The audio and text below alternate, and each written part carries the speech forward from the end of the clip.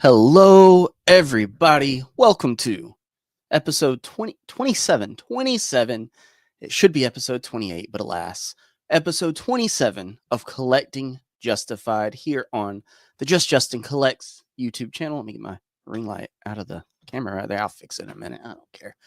But anyway, we're here to talk all these amazing, exciting Spider-Man reveals, everybody. And don't worry, we're going to go over it and everything. We're going to all say our piece.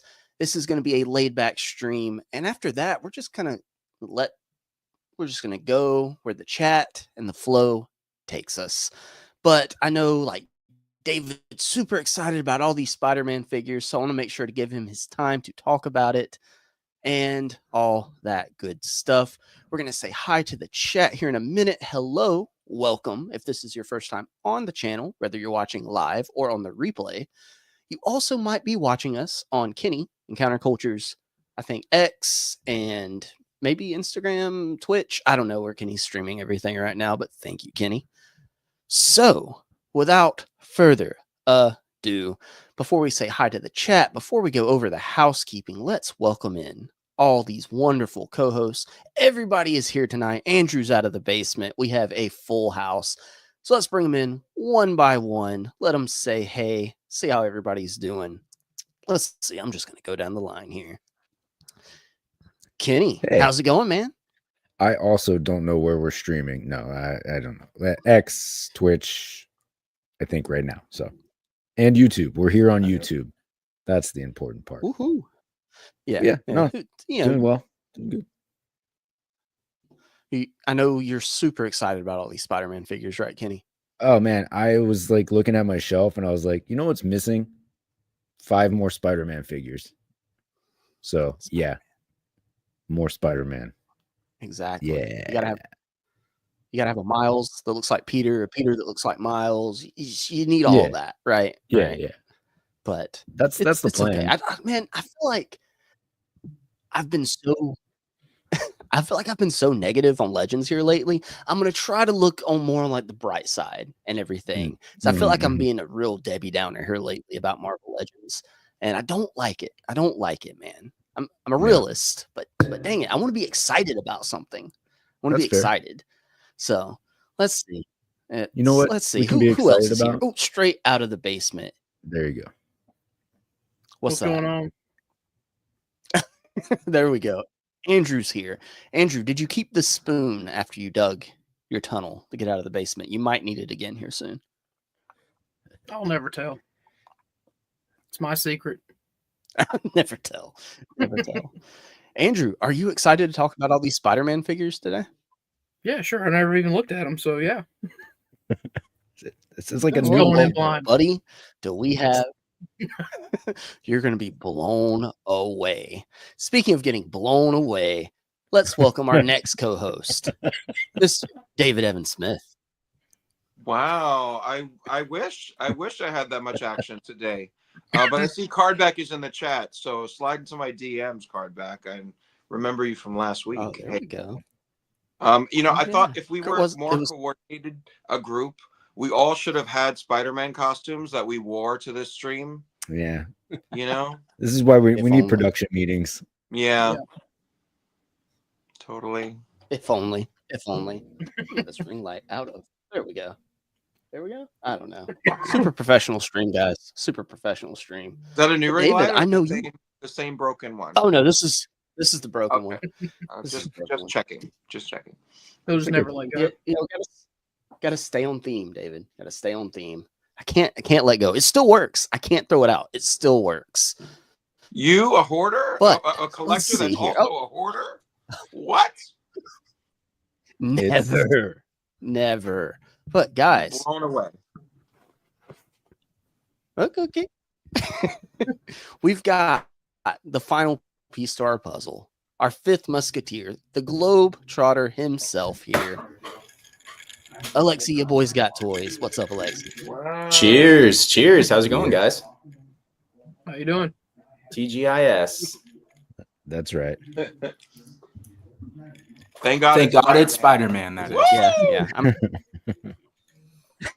Oh my God. Man. So I'm sure like none of us are living under a rock. So we've all seen what everybody else has been saying about the Spider-Man wave. I've been catching a couple live streams here and there. Nobody that I've seen is too excited about this. What? So we're still going to talk about it because there might be one or two here or there that people are excited about. Maybe you love the games and you want all of them, or maybe you just want a black suit Kingpin. That figure looks cool, right? A Black Cat looks cool. We'll get into all that. I'm gonna try to not be too negative today. And then, like I said, we're gonna let the conversation for the rest of the stream, just go wherever it wants to go. Answer your questions, talk to the chat. Let's see what they want to talk about. I've also got some other reveals I want to go over that I'm actually excited about. So that'll be pretty cool. But, gentlemen, we have to do the housekeeping real quick. Again, this is Collecting Justified here every Saturday at 8:45 p.m. Eastern Standard Time-ish. You can join me, Kenny, Andrew when he's not in the basement, David Evan Smith, and Alexi when he's not out globetrotting, traveling the world, saving the world one country at a time. Secret Agent Alexi. So come over if you're watching this on the replay. Try to join live next time. And if you are here live, make sure you say hi in the chat. We're going to come to the chat here in a minute and say hi to everybody. And speaking of Andrew being out of the basement, make sure you support the channel. The free Andrew from the Basement Fund is open. All super chats, gifted memberships, all funds go towards keeping Andrew out of the basement, guys. He's looking a little comfortable now. I think the PTSD from being locked up for so long is starting to fade away. So, but who knows what tomorrow brings, right? Sure. Exactly. And speaking of becoming a channel member, you can become a member of the Justified. That's what we're doing here. We're just justifying all this plastic behind me, all this plastic behind everybody else, this hobby, and, you know, just collecting in general, all of our purchases. So we've got a 2-tier system here. You can see everything that comes in both tiers. Go ahead and become a member of the Justified. There's a link down in the description below where you can just click that join button and become Justified. And speaking of Justified, we do like to thank our channel members around here. So I'm going to go over that real quick and thank our wonderful channel members. We have our Justified MVPs, Agent Z-Man, Z-Man 12, Bat, the OG, first ever Justified member, Legion X, Rick, Compulsive Collector John, John Morrissey, my best friend. And I saw John Morrissey was here in the chat. He was here like 4 hours earlier, just cursing Kenny up a storm. I don't even know why you would show up to this 4 hours early. We don't even show up on time. So that's your own fault, John. He was excited, Kenny. Okay. He was excited to see me. Okay. David Evan Smith is here as well. And getting into the Justified, I want to thank St. James. And St. James, thank you so much. He's helping me out with a Mythic Legions figure. It's lost in the mail somewhere. It should have been here already, but UPS is screwing around saying inclement weather since like the 16th. So I don't know what they're doing, but it says they still have it. Thank you so much, St. James. Dan, who reviews, friend of the channel. Thank you, Dan. See, I'm being nice today. I'm being nice, Dan. Okay. Christopher Allen, everybody's favorite, displayed once, aka Rich M, aka Zordon. Speaking of Zordon, my 4-year-old asked to watch the Power Rangers movie today. So he watched the original 1995 Power Rangers movie with me today, and he loved it. I'm so proud. I'm so happy. He spent the whole rest of the day playing with Power Ranger toys. So right here, heart. I'm in a good mood. Also, Kurt K, Encounter Culture, Kenny, right here below me, Cole's Cave, aka becoming one of the best action figure photographers that at least I follow. So if you're not following Cole's Cave on Instagram, make sure you do that. Then we're getting into why does everybody have long names? What is going on here? Okay, I'm all dry mouthed, and thank you for joining the channel. But we have Wookiee Jesus of Nazareth. I think that's Kashyyyk. That's what I'm saying. It started with a click. Shelly, Cheeky Monkey Kiara, aka Jay's Toy Collection UK's better half, Lord of Brooklyn, BK for life, and yes, sir. Thank you. Sir. Thank you, everybody, for supporting the channel and becoming Justified. And then I always put the thumbnail. So we're going to talk the Gamerverse wave. We're going to talk, Kingpin and oddly tall Venom and Ghost Spider guy, Mr. Sharpie on the back. And then I know Alexi's excited about the X-Force 2-pack at least. So we're going to talk about all that here in a bit, guys. But let's go through and say hi to the chat real quick. So again, like I said, 4 hours early. Do I really have to wait 4 more hours for this stream to begin? Geez, I blame Kenny for this wait. Thank you, John Morrissey. Thank you. And he's right to blame Kenny. St. James was here early as well. There's Kenny Encounter Culture in the chat. David dropping the David emojis. We've got good friend of the channel, Mark Tac Tac here, Tac Tac Toys. Make sure you are subscribed to Mark if you haven't. Press up, down, left, right, ACBA on your joypad. It's time for cheat codes to beat the N-level boss and become Justified. Or you can just click that join button. That works too. You don't have to remember all that. You don't have to remember it. And Cardback is here as well. Okay, let's spend 5 minutes talking about the Gamerverse and then 2 hours about something cool. That sounds like a plan, Cardback. Sounds like a plan. Gabriel's here as well. Happy Saturday, Gabriel. Thank you for being here. JBTM is here. Hello, everyone, including Sir Justin. How are y'all? I'm doing good, my friend. Hope everybody else is as well. Mike Hext is here. I know Mike is. Mike, let us know, how do you feel about this Venom? Okay, because I know you're going to get it. You're going to get it. Mike gets everything Venom. But what are your honest feelings about this Venom, Mike? Legion X Rick is here. What's up, Rick? Jelly Figs as well. Hello, everyone. And let's see here. JBTM says, me and Justin should do a trade. He gets on the Collector Fusion while I get on Collecting Justified show. A little crossover. A little crossover. I think I am going to be on a Collecting Snooks YouTube channel coming up one of these weeks on a Friday night. So I'll drop that information down below when I know more. He hit me up today asking what day was good for me. Also, Chi-Chi Collects is here. What's up, Chi-Chi? Good Times 9501. Interesting. I'm excited for these to go on sale for $10. They will. It's majority of this is gonna find its way to Ollie's, to Ross, and all that good stuff. Just you wait. Compulsive Collector is here. MVP bitches. That's right. Agent Z-Man dropped his 4-month Justified member chat.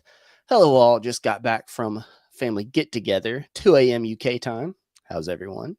I think we're good. We're just getting started, Z-Man. We're just getting started. Oh, look who's here. Dan who. Pow. Dropping the pow in the chat. And is this the wave that gets Andrew? Find out tonight. We'll find out. I have a feeling. So we'll find out. We will get to that. Oh, a couple more. Josh O'Neill is here. What's up, everybody? Just getting here for the night. We're just getting started, Josh. You haven't missed a thing. And Joe. Yo. What's up, bud? How is it going? So, okay. 9:08. And we're almost ready for the main topic, guys. I think we're ready for the main topic, right? No. We got to go over pickups. We still got at least 30 to 40 more minutes before we get into the topic. Yeah, right. So let's go down the line. I'm going to knock mine out of the way. Out. I want to give everybody here enough time to talk about their pickups right here. We'll go down the line. The Kenny, Andrew, Alexi, and then David. So David can just take the rest of the show talking about whatever the next wave of Marvel Legends that hasn't even been revealed yet that he already got from Canada. Okay. So let's see here. And I was thinking coming into this that maybe I didn't have much to show off, but then I remembered I found Chameleon at GameStop. So that's nice. And full belt. I do have to say, does this bother anybody else? The fact that gap on the waist swivel? Yeah, and like you can't pull the belt down enough to cover it, really. Yes. Oh, wow. Mine has it too. Yeah. I went and watched, after I unboxed mine, I was looking at it. I thought mine was defective. I went and watched Kenny's review on Encounter Culture on YouTube. Go check that out. And his had it too. I could tell on camera. And yeah, it looks, if this orange strap was just a little longer, it would come down. And that would cover that perfectly. So it's like the belt's a little too high. There's that gap there. But so that's annoying. Because it's really noticeable from the back. Look at that. I almost wonder if I can. Whose review on this Chameleon? Yeah, like 3 months ago when he got it. But I didn't think to look at it there. But I think Dan was the first person in the world to have Chameleon in hand. But it's great. It'll go on my animated series display. But it really bummed me out that there's that problem there. But it's pinless, and yeah, I'm happy with it. But I'm gonna see if I can heat it up and press that down because that is really annoying. The longer I look at it, the more it annoys me.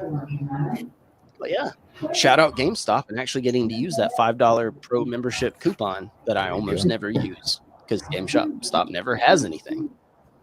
Speaking of never having anything, Andrew, our local Ross, never has anything. Never. Christy has cabin fever. She hasn't left the house in like over a month, basically, besides to go to the hospital. And she just needed to get out of the house. We had to run a couple errands, went and got groceries. And we went to a couple stores. We lugged the baby and the 4-year-old around to a couple stores, went into Ross, and I got a Lightning Collection figure. One that I Invisible originally sought out. Phantom Ranger. Yes, I'm glad I waited. I just didn't want to spend $24 on Hasbro Pulse or anything, but $6.99 at Ross. It's well worth it. Well worth it. So I can put it on the new Power Rangers display. I need to do a new room tour. New awesome lit up shelves here. Yep. There's plenty of space on my turbo row because they didn't do the other 4 regular freaking Rangers. Hasbro, thank you. But so plenty of space. We got Blue Centurion. I'm happy. We got 2 versions of Phantom Ranger and the Red Ranger, but couldn't get the other 4. But good thing we got those Cobra Kai crossovers, right, guys? That's right. They're But important. you're not bitter about it already. Not at all. Not at all. And then I got a mail call today. So I do have like some Disney Pixar cubes back behind me in the display.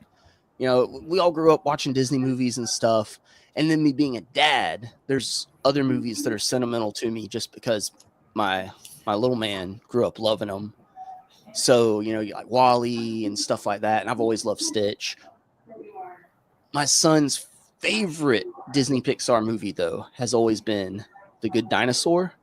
So I got this Arlo that comes with Spot, and it's magnetic. Okay. Nice. I like magnets. And these were like Disney Store exclusives, apparently. It makes sounds, but I've got the battery taken out because the sounds are. Is that Hammond collection or? It looks like, yeah, it looks like it, yeah. The mouth articulates. The Spot, the little caveman boy, his arms do move, and it's got like a little walking action and stuff. But this wasn't a lot that came with some of the other characters from the movie. I gave the other characters to my son. You know, he already has like an Arlo and stuff.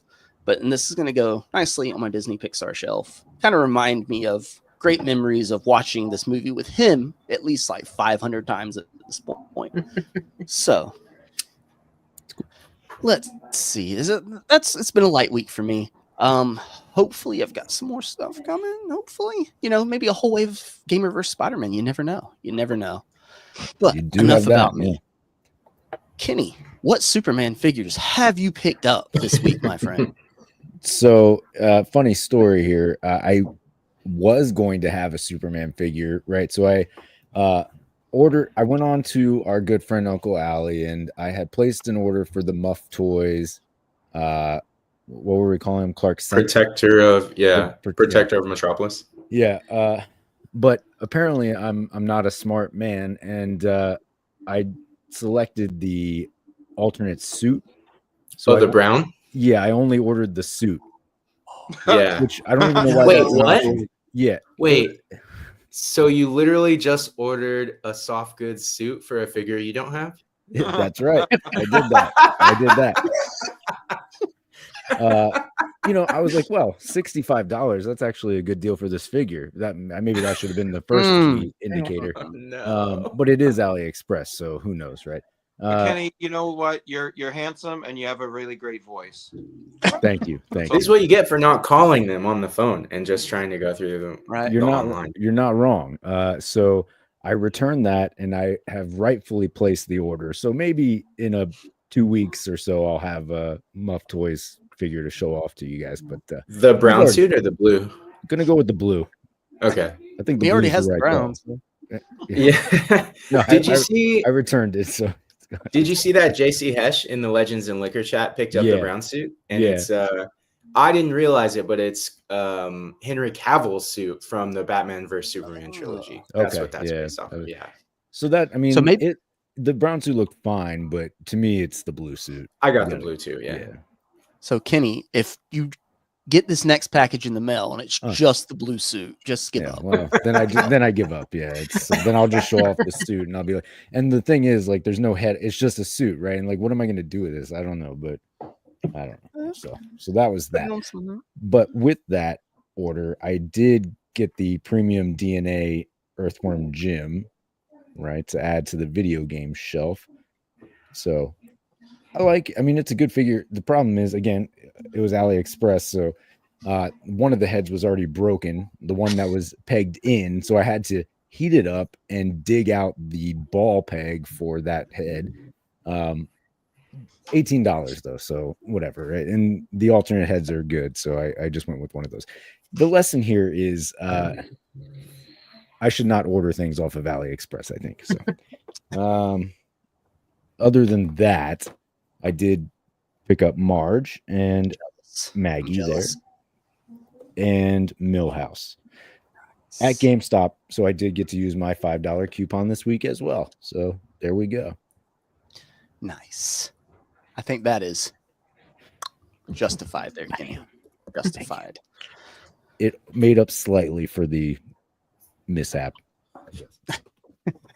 Yeah, I keep waiting for those to pop up in stock somewhere for not like $30-something online so I can order them, because I missed the boat on the first initial orders when they popped up everywhere. I'm curious how well Millhouse is going to fit on the bike. Well, I haven't seen we can anybody find doing out them. tonight. Yes. If he just doesn't fit on it at all, I'm going to be a little upset. So I've seen a few people say they want to pick up like an extra Bart or an extra Millhouse to put like Bart on the bike. Say. Yeah, so that'd be cool. It would be cool. And they're re-releasing Bart constantly and like repaints and stuff like that. You are getting several Barts, but that's like Jack specific loves to do that. Like you get Mario and a Goomba every other wave, so of their Mario stuff, right? So now we're just gonna get Bart every wave of these. I like that Mario line. I like picking up different characters, but every time I'm in Walmart, it's nothing but Mario on the pegs. Yeah, it's frustrating. No, I mean, we love it too. Carolina, she has her entire like collection. That's what she collects. She loves Mario, specifically Yoshi, but like in this house, we probably have every Jack specific Mario figure there is. So, and sometimes the smaller line, some of those characters fit better with the bigger ones, line. Yeah, like the Boo, like little Ghost, and just several of them, like the smaller characters that fit perfectly with like the little 4-inch? It's what, 2.5 and a 4-inch line, 2.5 and 4-inch, yeah. All right. Nice. Well, but that's it for my pickups. I'm opening Millhouse now. I'll report back in a moment. Nice. So let's jump over to Andrew. Andrew, do you have any pickups this evening? If not, I'm just going to awkwardly make you big on camera, and we're going to sit here for a minute and scold you on it. It's another goose egg for this week, but I am eyeballing some things on Big Bad Toy Store. So, that's a slippery slope, Andrew. You didn't get anything from the Walmart sale, Andrew? Everything was so cheap. They had like Star Wars figures that were pretty cheap too, I think. Black Series. No, I didn't really order from there. I probably should have, but because they already went back up. But that's just me procrastinating. Like I typically do. Andrew, if I had your patience and your lack of I have to order it now, I would have a lot more money in my bank account at the moment. I'm telling you, I'm jealous. I'm very jealous. We could all learn a lesson from Andrew. In a constant state of JOMO, you know. Yeah, we've got a lot of JOMO to talk about today. Let me tell you. But Andrew, you bring up Big Bad, and I want to know: did anybody else get this email that Big Bad is not taking Zezel anymore? Yeah, for I did see that. Fuck, maybe. that really kind of screws me over on like bigger purchases, because that's how I justify bigger purchases. They still use PayPal, and I think you can do PayPal Pay in 4 through there. But but you have to delete PayPal as a payment method and then reestablish it. Otherwise, it won't let you. And I saw somebody else say that, I haven't tried it yet, but you can like go into like the app on whether it's Zezel or Affirm or something and get like a digital card and use it that way on Big Bad, and it still splits it into 4. So I'm gonna have to look into that, because there's several like high dollar purchases coming out later this year that I want to split into 4. I don't want to spend like $90 at once. Absolutely. I'd rather be like, 20, and I'm good. I can justify that. So let's see here. Let's bring Kenny back up. He's got Millhouse news. Okay, so he does fit on the bike, but his knees don't bend a lot, right? You're hindered going backwards with the knee bend. So he hovers a little bit over the seat. Not much. I don't think you'll notice it on a shelf really, but Nah, it looks good. He does hover a little bit, but yeah, I think it works pretty well. And he's got the holes and there's pegs on there, so he will stay on the bike. Will the bike stand up on the shelf? There's like a kickstand, or you got to lean it. Interesting. There is not a. That's probably the issue, right? Like there's got to be something. Hold on. Check. Maybe everything's a little coming up. There's a see, it's clear, so don't throw that away, folks. Oh, okay. And that will peg in at the bottom of the bike. Yeah, so he does have a little perfect clear stand, and he sits yeah, it's good, justified. Awesome. If you didn't have that, you could always just buy an extra Ghost Rider and use the flame effect on the back of Millhouse's bike, and just honestly, that's how we should all display it. Yeah. I expect some action figure photography from somebody watching this of Millhouse. Cole, if you're out there, that's what we want next. Oh, perfect. Please, Cole, please. So let's see. Mr. David, Evan, and Smith, what Canadian imports do we have this week, my friend?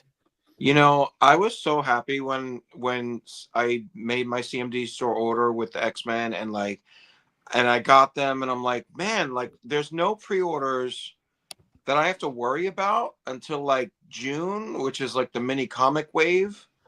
Mm-hmm. And so like I thought I would just not be spending money. And then I don't know what happened, but like I just found a ton of stuff at stores, and I didn't even know I was really looking for them, but I kind of was. Like there are things on my radar. And so I just got a bunch of pickups. So first, Andrew, I have the new Leia. Oh, that's nice. Yeah. It's a good face sculpt. It really is. It really is. Yeah. This is technically a consolation purchase at Target because they didn't have anything else, but they had her, and I was like, oh wow, okay, so like she looks really good. I only have a Darth Vader and a Grogu on my Marvel Cosmic shelf because Star Wars was published by Marvel Comics, so it's canon. So. There's your Star Wars fun fact of the day. So this is a Disney princess, Leia. And then NECA has been, and I got one of these figures before, but NECA's been doing the Ben Cooper like Halloween costume figures. So the superhero ones are landing. So I've only seen Batman. There is a Superman. Joker so far, but they do make Superman and Wonder Woman and Batgirl. So still on the lookout for those other three, but Batman and Joker are on the scene. Are those going to go in your Batman 66 display, David? No, I don't know yet. Like the one that I got, the Gremlins one, I put with like Elvira and the Golden Girls in like a random NECA shelf of weird, like kind of reality based properties. So I might I don't know. I might have them trick or treat around the whole display, just pop up in the Savage Land and, at the door of like Dazzler's Dream House that I got over there. So I don't know yet, but we'll see. But they're fun. They're fun. I have the Beetlejuice one. Of these? Yeah. How is that? It's cool. I don't know if I've seen that. It's right there. I'll grab it. I don't know if I've seen that. I haven't seen that in stores. I only see like the Gremlins and the Alien Predator ones, and then they finally started getting these. So. Joe O'Neill says the new Leia looks good. You've seen it a couple times at different GameStops. Guys, I'm either enable me here or talk me off the ledge. So I said for my Star Wars display, I started out with like a Darth Vader. I got a couple stormtroopers to flank him. I've got the Emperor. And then I've got the Mandalorian with the soft goods cape. Besides that, it's all like Phantom Menace figures. But looking at, because somebody, David, not all of us were like born before the original trilogy hit theaters. So for some of us, that's what we grew up. That was the new hot thing in Star Wars while we were growing up. So that's what I really have. But I think if I see that Luke and Leia like on the shelf somewhere, I might have to cop them. But then it's like, oh, well, now I need this. Now I need that. So it's.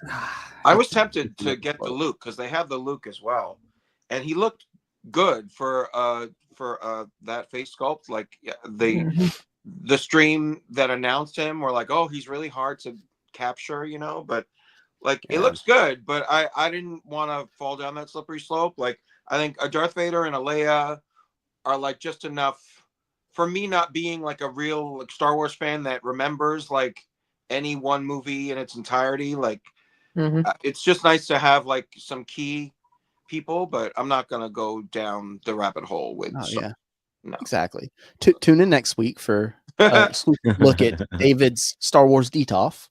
So you never know. And I also at GameStop was able to redeem my $5 coupon. So got Lenny, got my Millhouse with Mike, and of course my Marge and Maggie. So super excited. The eyes are good. They look pretty good. I mean, Millhouse's glasses look good. They're not really eyes, so that's good. And Lenny is like bored out of his mind at work, so you can't really go wrong with that. Yeah. So that's good. And then still, I got more.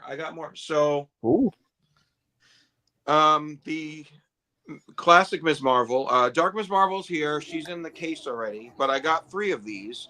So I have made a classic Ms. Marvel with the flippy 70s hair. Thanks, I like Dan. it. Is that the Dazzler? That's the Dazzler hair, right? Yeah, man.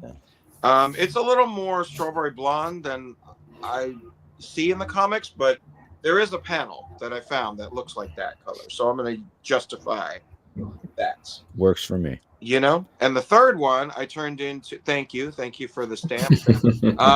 I turned the third one into my Dr. Minerva, who wears this costume. I like this. Was this why you were asking about the color comparisons last week? Yes, sir. And you kind of lied to me because these are the Husk legs. I'm just saying, in my eye, maybe, I don't know. Well, these are the Husk I may need legs, to check that out. Monet legs, and they look like a pretty close match, right? Yeah.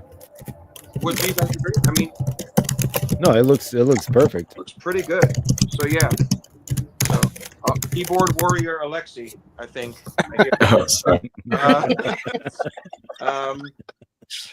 And then I'm still not done. Then I was at the comic book store on Wednesday. But wait, there's more. There's more. And they had an entire new McFarlane wave. So John, compulsive collector, I saw you in the chat. I've got the new Captain Cold and the new Guy Gardner, and he's got 3 face plates and 2 hair pieces, 2 toupees that you can swap all around in any kind of mix and match way that you want. And I got the Power Girl. So don't forget now Streaky the Super Cat. Oh, of course. I could never forget her Super Pussycat. With the lightning bolt down the side and the S on the cape. Yes. You know, there's more detail on this cape than half of the Marvel Legends figures. It's and actually half of the Superman McFarlane figures. That one actually has the S on it. So facts. But the cape isn't wired. It is not, and that is disappointing. But it does lay very nicely. So you know, it works. It works. Cole's Cave is here. Cole. If you're just now getting here, David and Kenny both got Millhouse from the Simpsons line. We need you to do some action figure photography with Millhouse on his bike with the Ghost Rider flame effect from the Ghost Rider. So, but then we need like a flaming skull head for Millhouse too. You know, maybe. What does the Simpsons skull look like? It's a good question.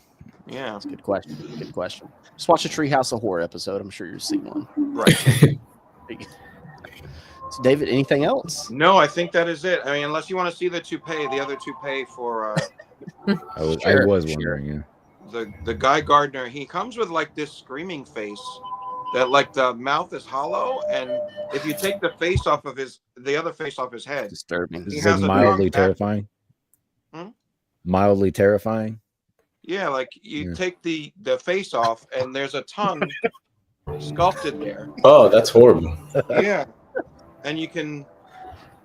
So this is live swapping going on. I'll put the other toupee Oh, on, weird. and he's not hollow in the mouth anymore. He's got his tongue there. It's weird coloring on the side. It's like kind of supposed to be like a buzzed, like ginger hair color, but it's definitely different from like the toupee. You know, it's kind of mustardy. Right. Yeah. So, but it's like the whole body is very well captured and super cool. So, David, Northern Nomad is appalled that you're collecting McFarlane now. Really? Yeah. I don't know. That's how I took it. I don't know. He's asking, you're collecting McFarlane now? He seems shocked. Well, Northern Nomad, David has always collected McFarlane. He's just now coming to terms with it, though. I've accepted my truth, you know. So, okay, where are you gonna get super pussy? Yeah. Where indeed? Where indeed? Well, I mean, you may know. I don't know. So we've got one more set of pickups here. Alexi. Yikes! I thought I had a heavy flow this month, but David Evan Smith takes the cake with his pickups. I will say that I do have 3, 6, 8, 9.5 pickups to go through. But luckily some of them are redos because I got 3 of them. So we'll start off in the Spider-Man universe. I got the CT Toys Brown Suit Wolverine. Loved it. Great figure. I had the Mafex, blah, blah, blah. But since the Wolverine was so cool and I missed out on this original Mafex figure, I also recently ordered the Miles Morales, the adult Miles Morales figure. I love it. It's really funny that I got this in right before they did all of those announcements from Hasbro, because now I'm like, oh, well, I already have my Miles Morales, so I don't have to worry about it. Some of the critique is, aside from it being an absolute KO, is that this is supposed to be an adult version of Miles Morales, but because in CT Toys method, the size shrinks down a little bit, he actually works for like a kid or teen Miles Morales because he's perfectly sized being shrunk down. Well, and it's a Spider-Man, so you can play with perspective and how you pose him and where you put him in the collection too. So yeah. I mean, he'll probably be like in a swinging pose or something. It's Spider-Man. Who's not Spider-Man, would love to get his hands on him, all 8, is the Mezco Dr. Octopus. This thing is so cool. I've had 2 Legends versions of Dr. Octopus before, and I got rid of both of them. I had the comic version, which I don't remember what Build-A-Figure Wave is. Marvel Legends, they used to do these gimmick where you could get a piece of a figure with each figure that you bought, and then at the end of getting all of them, you would build a whole new figure. It's like an ancient practice. They don't really do it anymore. I've it's heard pretty of much this. dead. Yes. Yeah, it was a fun time to be a collector, though. So I had that version of Dr. Octopus. I got rid of him. And then I had the animated series Dr. Octopus, and the torso articulation on him wasn't that great. It was like pretty stiff, kind of like the X-Men 97 Jean Grey. And the copy that I had, his tentacles would like flop down. And that happens to like 1 in 4 Dr. Octopuses when they get into a certain age group. But I just couldn't deal with it. So I ended up selling him on. And then finally they had already announced this, and I was like, I don't think I need him. I'm not getting the Spider-Man, blah, blah, blah. And then, I swear, John, I've seen it. Let's get this guy to bed. So I saw this was coming out, and then I was like, I'm not getting the Spider-Man, and it's kind of, I thought it was going to be more pricey, but I asked my mom to get it for me for a birthday gift because she asked. So thank you, Mom. I love the figure. Mezco Dr. Octopus, highly recommend it. And then we're going to leave the Spider-Man universe and we're going to go to a galaxy far, far away. And it's going to be only recently, Just kidding. It's a long time ago. I got these Mafex Gen. Well, this is a Mafex clone trooper, and I was going to say the Gen 1s, but it also comes with a head for the Gen 2 clone troopers. I got 3 of these because 3 is my army builder number.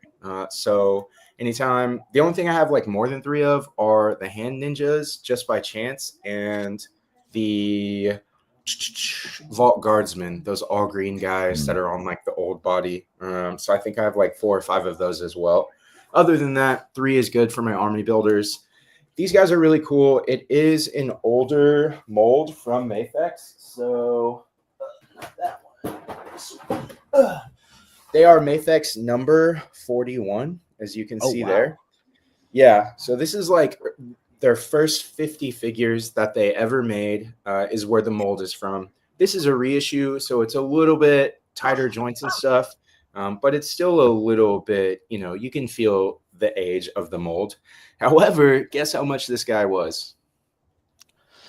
40. $35. Jeez. Yeah. That's amazing. Which is also why I got 3 of them. This and the other ones I'm about to show you were a birthday present to myself, because I was on Hobby Search and I was just like, what if I got some Star Wars figures? And then I just like looked in Mafex and these were just on sale. So kind of like David's Leia pickup, my Star Wars figure were a consolation as well, because I was like, well, let's see what they got for Star Wars.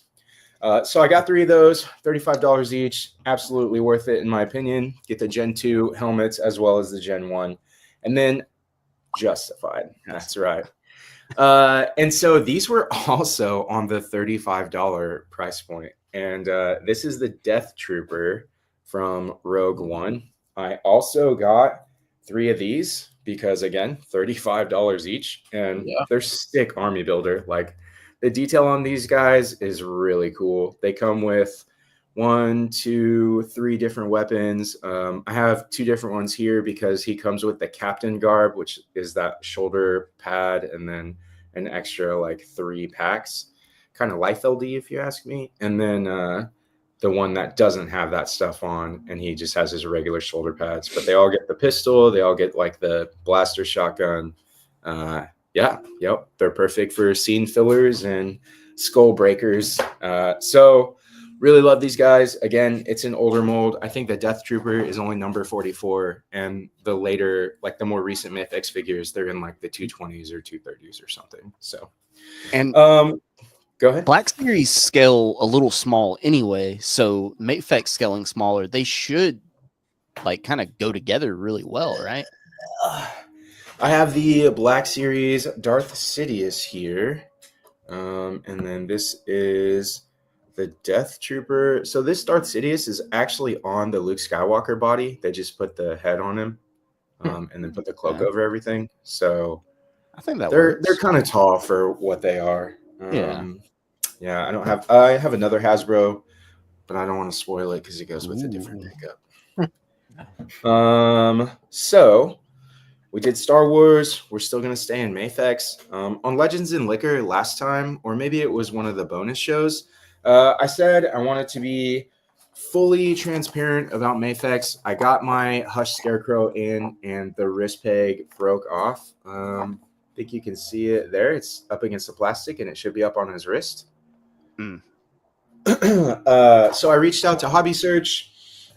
They were pretty receptive. They got back to me within a week, and then within a couple of days, they sent me out a new replacement arm for the Hush Scarecrow. So nice. Yeah, and they shipped this DHL and didn't charge me or anything, and it came within like a day or 2. I didn't That's even. Good. Yeah, I got the tracking information before I even knew what the shipment was, and I was like, "Did I order something? Because I don't know where that money came from." And then I like got their email saying, we looked at your issue, we looked at your photos, blah, blah, blah. This is on the way. And I was like, sweet, love it. Suck it, Ami. You lost the real one. Nice. Don't snap the peg when taking the old arm out. The question though, like when it came in like a medium-sized box, and it was just wrapped in a bunch of paper and bubble wrap. And I was like, I think this is a replacement part, but why is the box so big? And I like unwrapped everything, and it's just the arm. And then I was like, where did they even get an arm? Because it's not like Hobby Search manufactures Mafex figures. Like, so were they like, hey, grab that figure that got sent back with the broken ankle peg and rip that arm off. We're gonna send him that's probably exactly what they do. They just keep a bin of like just spare parts. Figures. Yeah, there's like they some ripped kind it of off Dan Who's order and yeah without an arm. Yeah, there's a bunch of Mafex figures cobbled together like, kill me. Somebody's gonna get this Frankenstein monster in a box. Yeah. That'll be in the next Toy Story movie. Don't worry, we'll get the we'll understand what's going on. And then the last pick is gonna go also Mafex. This one has a little bit of a story to it. So in Counterculture, he's been putting up his reviews for the latest wave. You know, he's been killing it. There's another guy, but I can't remember who is doing that as well. But Kenny's going tit for tat, and I was watching one of his videos for a review of X-Force Nightcrawler, and I was a little high, officer, and I was like, wow, this figure looks sick. And he kept doing the back-to-back with other X-Force characters, and I was sitting there, and I was like, man, I should order the Mafex X-Force Deadpool. So thanks a lot, Kenny. Your review got me to order the X-Force Deadpool from Mafex. These guns and blast effects are from the G Project 01 kit for Winter Soldier from 5K awesome. Toys. Yeah, but they fit perfectly. I highly recommend the weapon pack. It goes great with any character that uses weapons. This thing was kind of not really a steal, but I got lucky because on Mercari, he was only going for like $79, which is a good price, especially for buying it from a domestic distributor. Yeah. And then with tax and delivery, it came out to $99, but I had some credit card rewards. So I got like $20 off, which is really good shipped. And of course, when you're buying from a private seller, there's the chance that it has like a defect they didn't say anything about, or like, you know, the joints are wonky, but he's in perfect condition. So shout out Mafex X-Force Deadpool. Shout out Kenny for making me order him. And that takes us into our main topic for the evening. Nice. Great pickups, everybody. Great pickups. Do want to go through and say hi to a couple more people that popped into the chat. Cole's Cave popped up and said, yeah, he'll have to grab a Millhouse for that. Let's see here. Northern Nomad popped up. What's up, suckers? What's up, Northern Nomad? Let's see. I want to make sure I didn't miss anybody else. Let's see here. I think that's Did you get Rick's here? Did we already mention that? Yeah, Rick's here. Nice. Just in general. He wasn't talking to anybody specifically. He was saying just nice. I do want to point out that we have some new channel members. First of all, your boys got toys. Alexi decided to become justified. He had to. Let me tell you something, Jay's Toy Collection UK. You don't come into my house telling me who's a member, just walking around like you know. Step up your game, brother, and you be a member. So Jay's Toy Collection UK called me out for not being a member when he was filling in a couple weeks ago, and we were absent. So that one's for you, Jay. Now I'm a member, and I'm fully justified. Exactly. And you know what, Jay? I've got something to say. And you don't talk about Alexi.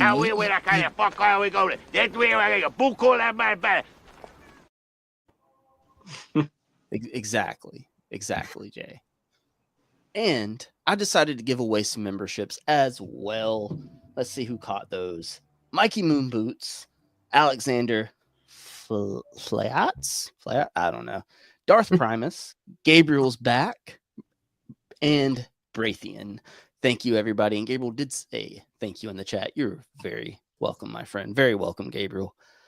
So, we got some new memberships. Gotta get that number back up. Those rookie numbers. Gotta get those numbers back up, everybody. So, Northern Nomad said, Lexi talking like a gangster. Mike X, congrats. And St. James did say, Alexi, they probably just got a 3D printer in the back. And Chi-Chi said that Deadpool looks sick. John Bordeaux said, "Ever watched Hi, I'm a Marvel and DC from?"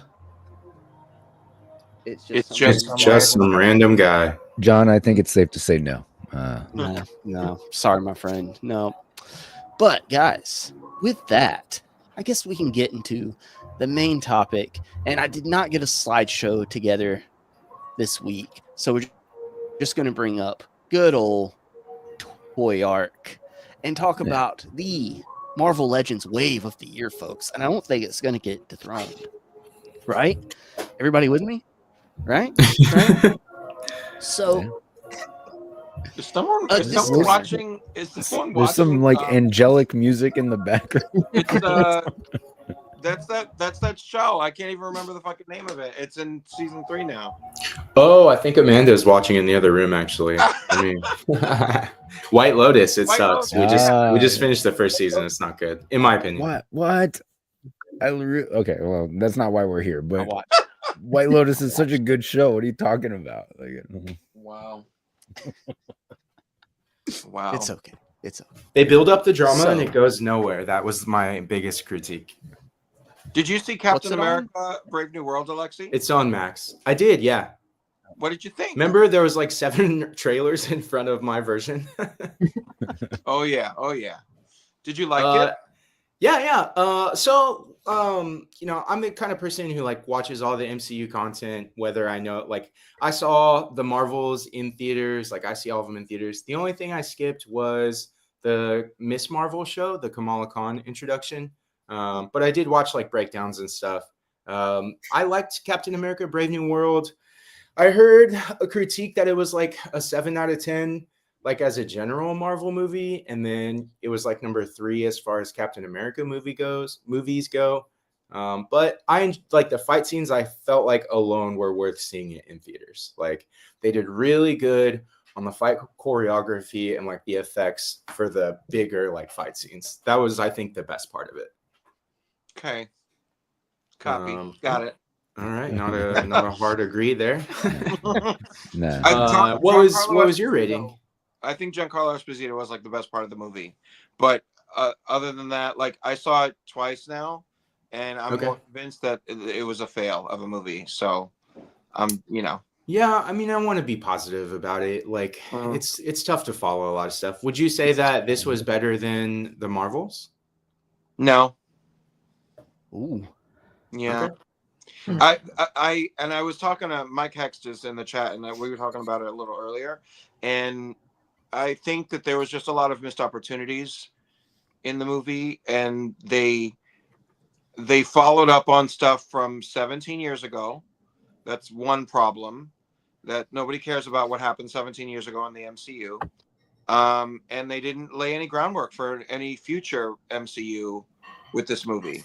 Like there was no. I felt like this was. I was describing it as like the first movie for the beginning of the end of the phase. Like I did feel like it laid groundwork. It put some, without spoilers, it put some people in place to be returned to later for like, like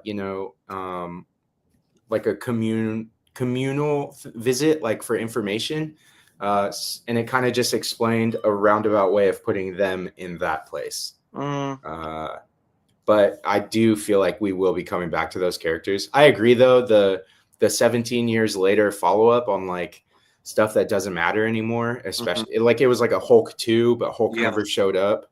And they were like, but what if we just use Cap?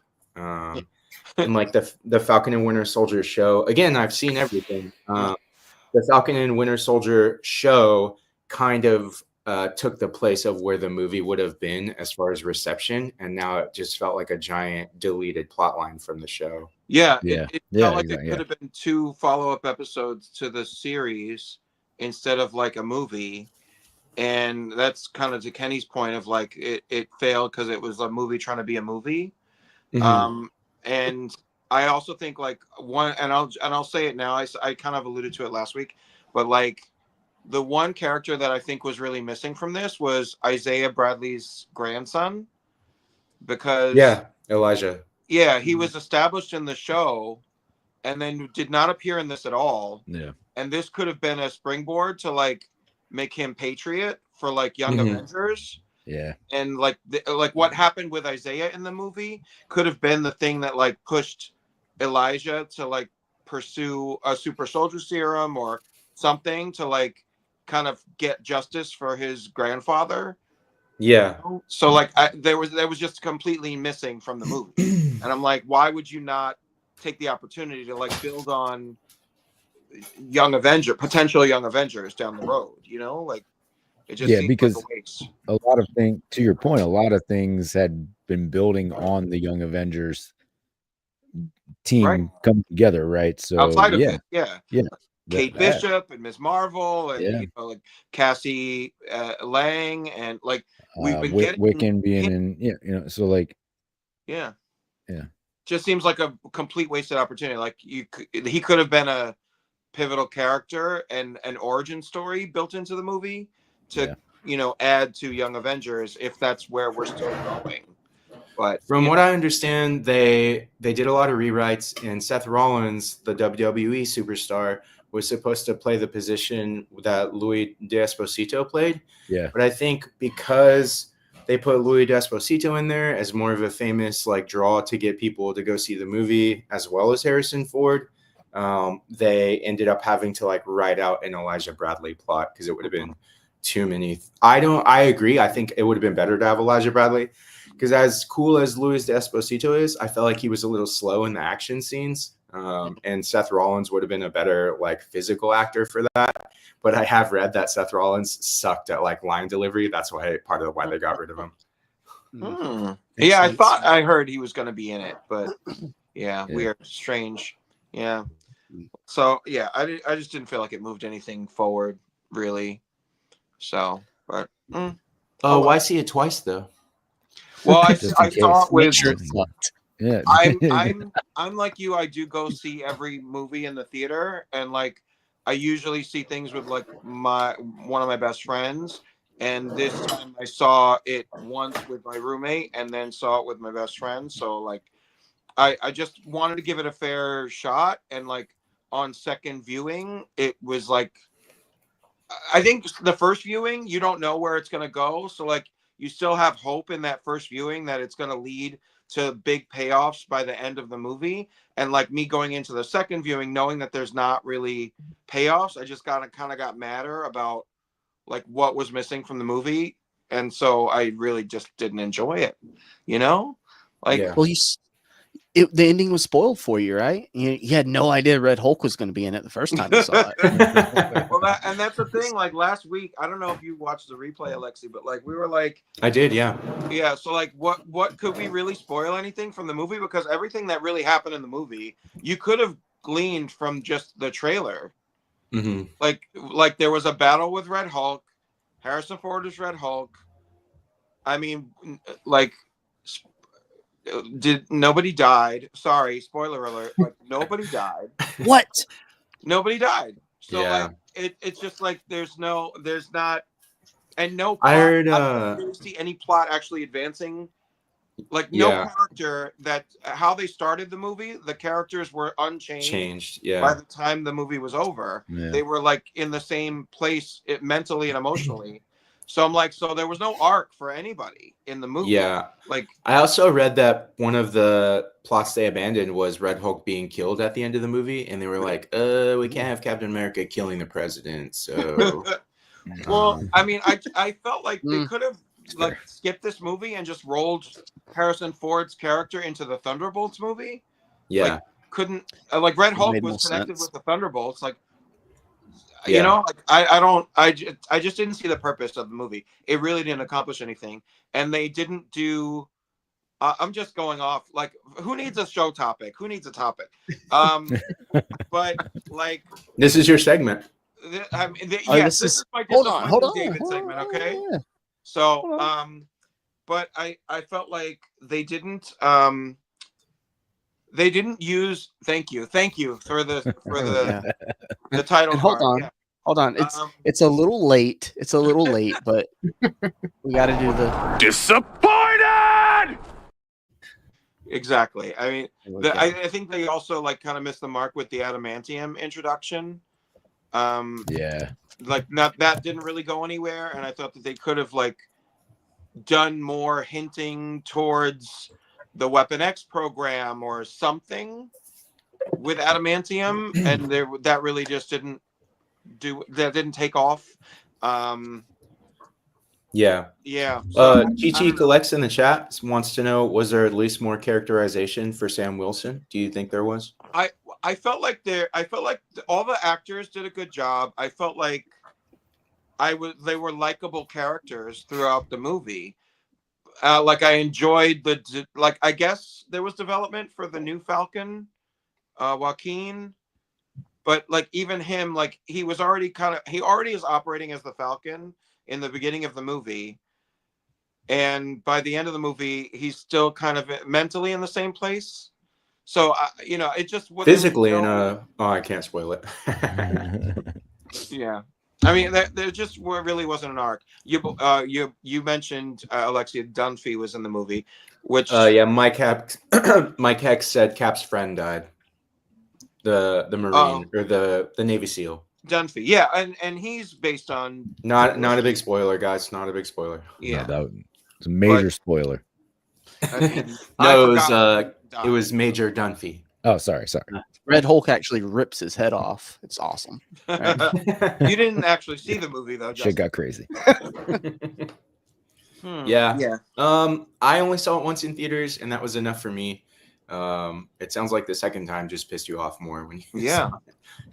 Yeah. I just hate wasted opportunities. It's like the other thing I thought was missing, I think that Sam's arc could have been better if they kept the super soldier serum as like a looming thing with him. Like he talks about it, but the fact that like I would rather have seen him like physically wrestling with the idea of taking it throughout the movie, and then ultimately like what, Justin? Realistically, why the hell in this world, in the MCU, if given the option, why in the hell would you not take it?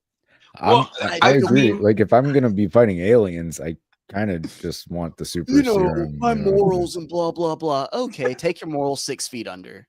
Right.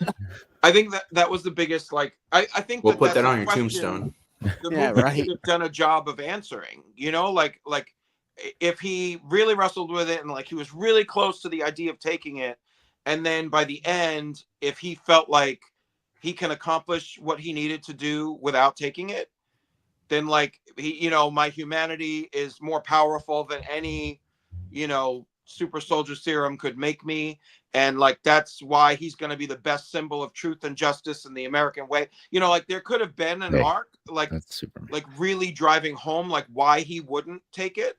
Right. And then Chris Evans pops up and he's like, "What, you think you're better than me?"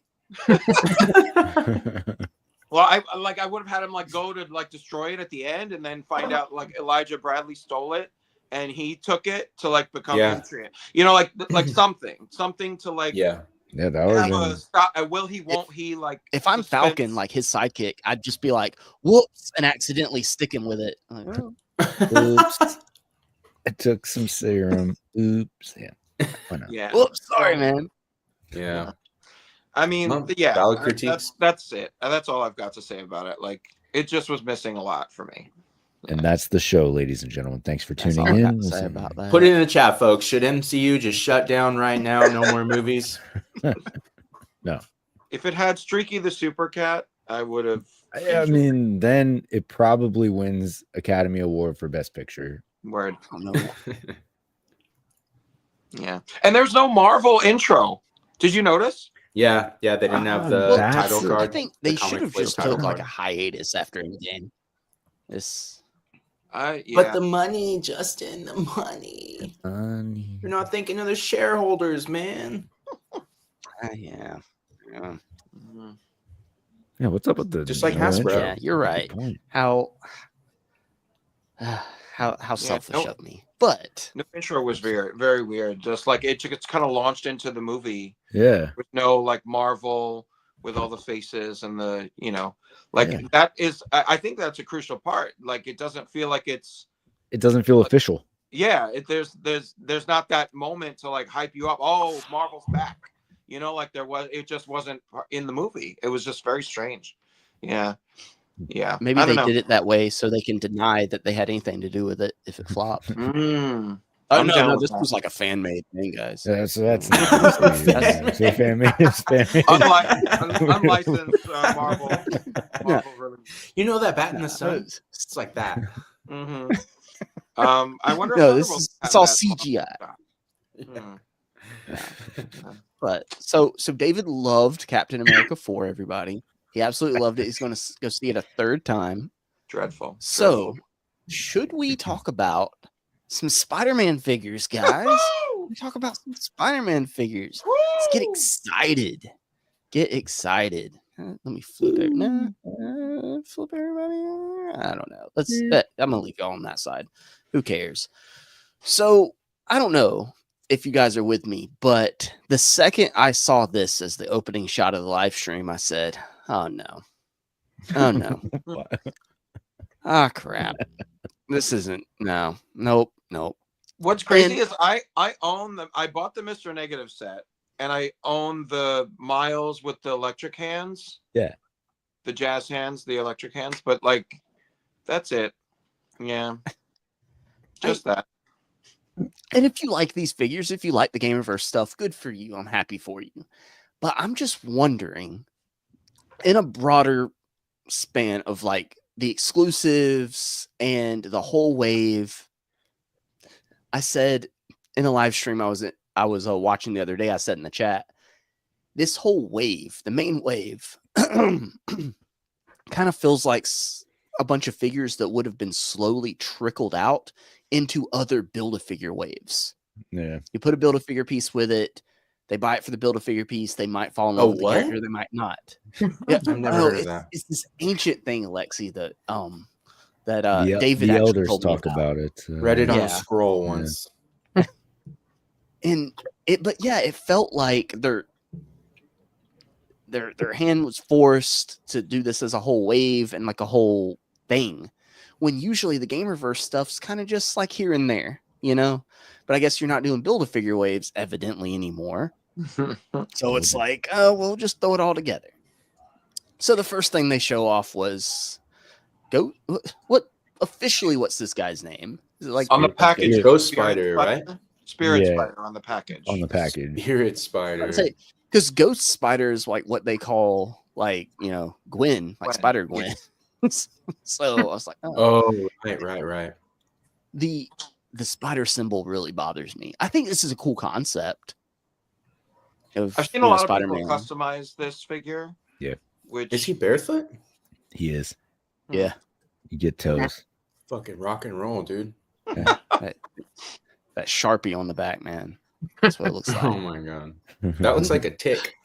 It does look like Oh, a you could do a tick custom out of this, right? No, it's way too small. Way too small.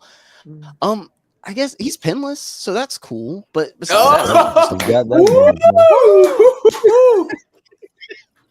I know. The hair is translucent though, so I like that. Well, it's not hair. Nah, the head it's sculpt fire. looks fire. Yeah. It's not. I don't know, man.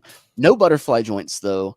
And can we just get rid of the waist swivel on Marvel Legends, please? Can we just do like some double ball joints? Ab crunch and hip swivel are going to last forever, and at some point, like, it has to get phased out. It's so ugly when you pose them up, like, Yeah. you know, in a Spider-Man pose, like swinging, and like the hips are just like jutting out. It's it's terrible. It's terrible. Yeah, But it should if just you're be happy for diaphragm this joint and diaphragm joint ab crunch at this point. Yes. Yeah. So I even see people online complain about the ab crunch though. Like most people just want like a ball at the waist. I almost pointed to my screen like you could see me. Yeah, most people that I see like online in forums and stuff, they want like a ball at the waist. Personally, I don't mind the diaphragm ball and then the ab crunch. I don't think that looks that bad, but I agree. The swivel is the worst of the choices. Yeah, I'm with you. Like if you have the diaphragm ball and then like with the ab crunch, that works out because it gives you a lot of flexibility for posing. But the hip swivel is just, it's so outdated at this point.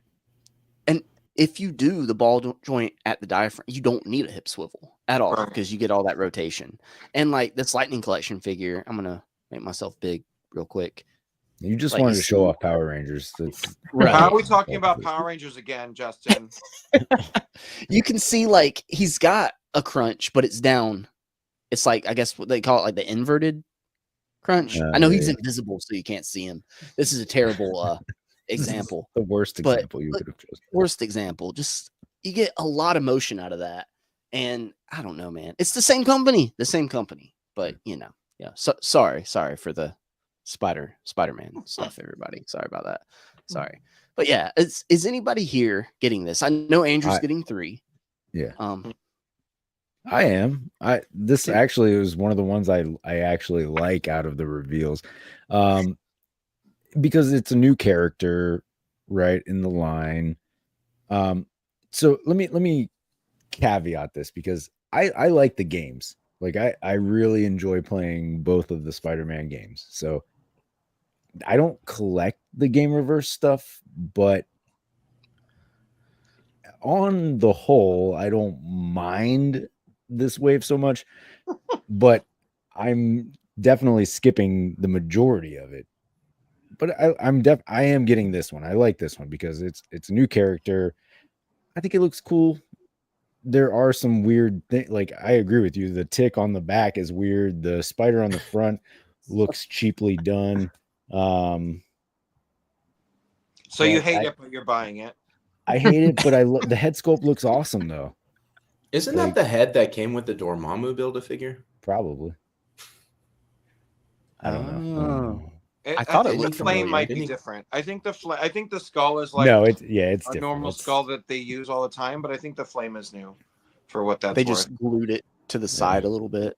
Yeah. He kind of looks like he has his hair like one side over his face and it's fire, like emo. It's like an emo fire hair. Yeah. Tonight. Just a phase, Mom. It's not a phase, okay? Yes, John, I did say I'm gonna make myself big for a minute. It's you got to every now and then, okay?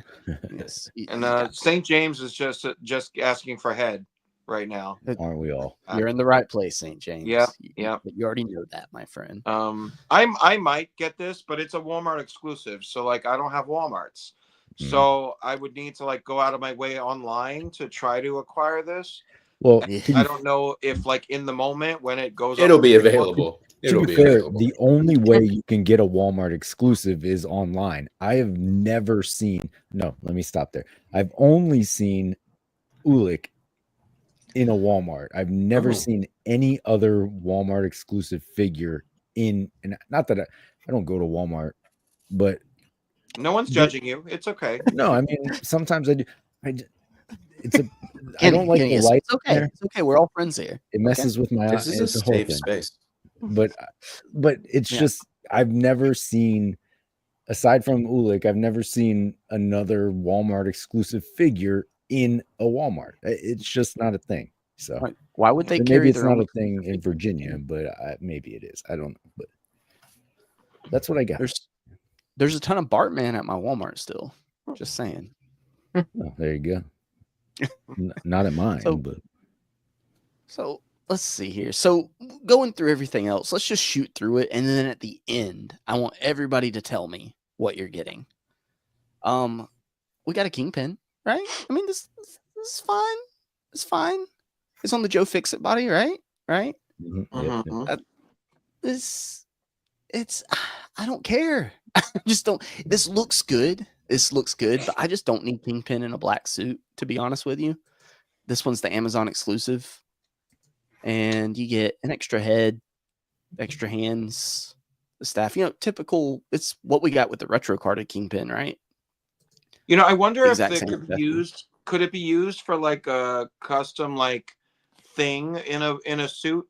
Probably. I don't see why not. Pop the head and hands onto that. And just like, I mean, if he's in a suit in the movie, then we're definitely getting that in Marvel Legends. So they might reuse this sculpt anyway. Yeah. I mean, a good generic suit body, even at that size, can be useful, But like Justin, I don't have any urgency for a black suited Kingpin to add to the collection because I have the retro carded one in my Spider-Man shelf, and I have the Build-A-Figure one and a Daredevil shelf. So like, I'm good. Like, you know. Yeah. Like, Illustrated Figs here says what everybody else is thinking. Kingpin should Illustrated, have been exactly. a Build-A-Figure. Yes. do you think that that torso could even fit in a package with a figure? Yes. Yeah, absolutely. Look, two things. We've already had Kingpin as a Build-A-Figure in the past, right? We've also I don't know which Joe Fixit body this is. It's not the new one, right? Right. So, but anyway, we've had Joe Fixit as a Build-A-Figure, But the as packaging well. was different before. So yeah, in the that's a good point. I'm telling you, they are literally doing everything they can to not do Build-A-Figures. And David, that's a good point that I didn't even think about before. Shrinking the packaging really reduces and limits you on what you can do for Build-A-Figures. Right. Yeah, I'm surprised that Nemesis fit in the X-Men packaging, but like legit looking at the figures in this wave in the packaging, I really don't see the torso fitting with any of those figures inside the size box, the standard box. You know, so like I don't know. Is the new Legends packaging deep enough to do the whole like tray behind a tray thing? So in the Nemesis wave, they had there were two figures that had a tray behind the tray, but it wasn't a deep tray. Exactly. Yeah. So I don't know. That's the point. What else? Illustrated says, I get that collectors may be happy that the Build-A-Figure is a deluxe, so you don't have to buy them all, but still a loss overall because the price of Legends, since the price of Legends didn't go down to reflect the change for exactly. And if they were cutting the Build-A-Figure pieces out, but adding more accessories or saying, let's be honest, they're never going to go down in price. But if they went down from 25 back down to like 22, it'd be like, okay, I can kind of see it a little bit. Yeah. But throw more accessories in. But at this point, we just know the Marvel Legends Hasbro formula at this point. Yeah. How much do we think the Kingpin costs? So I saw on Reddit today, somebody posted what were apparent leaks. So this should be $49.99.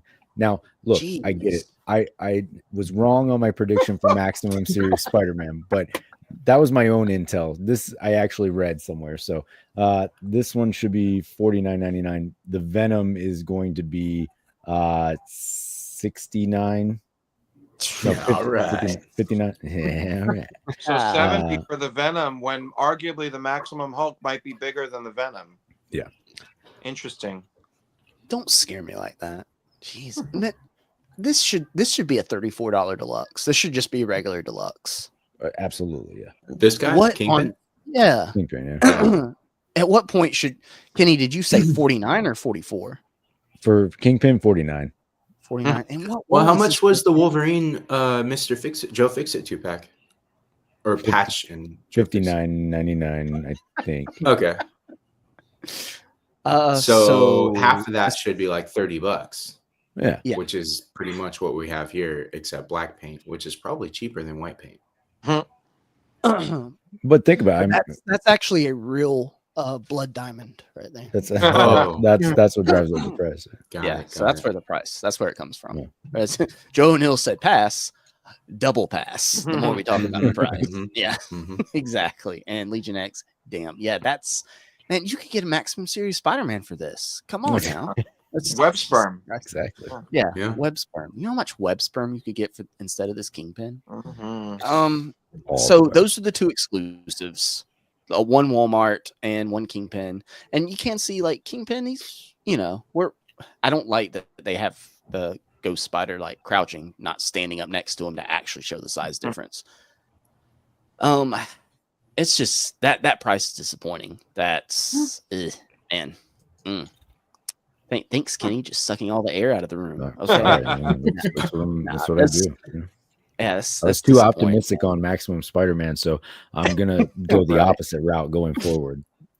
Full pessimism. Maximum pessimism. That's right. Maximum. So let me just ask this. I'm gonna go down to the main picture where it's showing the whole wave here. and we can just talk about this wave as a whole, because I don't want to bore anybody to death talking about all these figures individually. Can you actually go to the symbiote Spider-Man pictures, the black suit? I haven't really seen those. Yeah, I thought the symbiote figure was cool. It's definitely a must for Spider-Man 2. I mean, he spends a lot of time in the game in that costume. And I was wondering how they would make it look more organic than just like a fabric like it does in the comics. I mean, there's like just as many symbiote Spider-Man figures now as there are regular red and blue Spider-Man figures. So this is interesting. You can kind of see like the muscle sinew, and it definitely looks like he almost looks like the movie Power Rangers suit, right? Like it has the textures on the muscles. Yeah, like the padding kind of. Yeah, I like it. It's a sculpted spider symbol. Mm-hmm. Yeah, the symbol looks really That's good. nice. It has the joint system we were just saying that we liked, the ab crunch and the diaphragm. No butterflies though. No, but okay, yeah, trash. Yeah. I guess they had to cut that out because of the sculpted symbol. Yeah. Oh, got it. Yeah, this looks cool. I'm skipping this, but I did want to get a closer look at it. The texture, I get it that it's accurate to the game, but it just throws me off. I don't know. It just looks off. I think, like you said, Alexi, because it looks kind of like a padded, like a suit. Yeah. Kind of. When it's supposed to come across as like texture from the symbiote, right? Yeah. His effect piece, doesn't he have one? Or was that just with Venom? No, he does. Yeah, he has one. Yeah. Yeah. So that's pretty cool too. Okay. That's a new effect. And you're getting that. Wow, that is nasty. It's one for one for yeah, exactly. It's got all the bases covered. Very pleasurable accessories. I think it's really cool that they gave it new accessories, and I don't think we've seen those before. And is that two different ones? Oh, it's got the loop on the bottom. Right? Hold on. Same look like unless it's the same one. It has a wire in it, maybe. Yeah. Yeah, that's pretty cool. You get your crawlies, you get your punchies. Huh. It's a grip, but notice what he doesn't come with. A grip hand. No grip hands. Yeah. That's kind of so you have to like throw it on the whip hand or the open bounce it on the open palm hand. Right. I think Rich mentioned that on the Dan Who stream about that.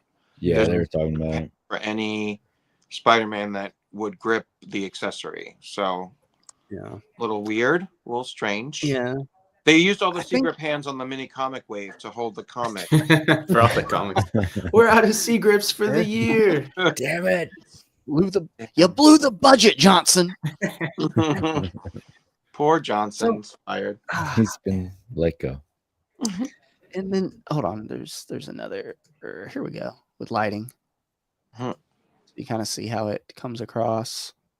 Yeah. You see how they have it. Oh, whoops.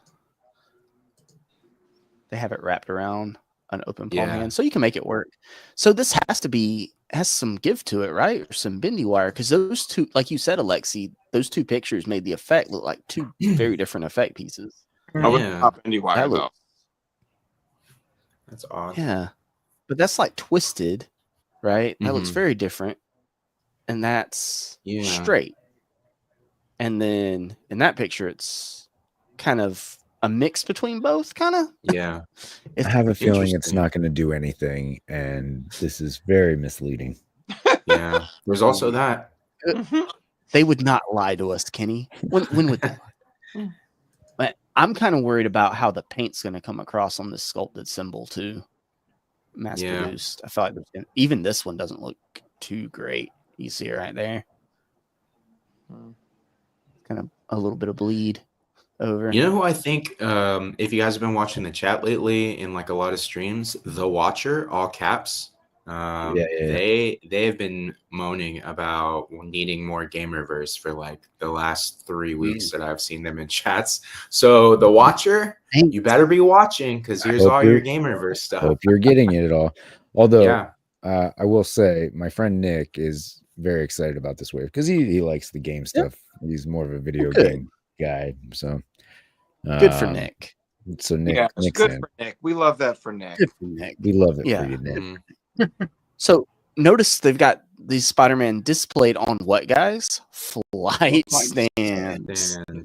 I think they might be able to actually fit those, maybe, behind this tray. You could do it. And You could do it. I don't know. But not a Build-A-Figure Maybe just torso. but not a Build-A-Figure torso. Nope.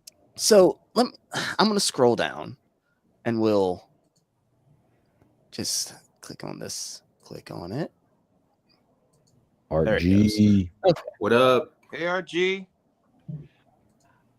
What's up, RG? So if we look at this wave, the red and blue Miles is a repaint, right?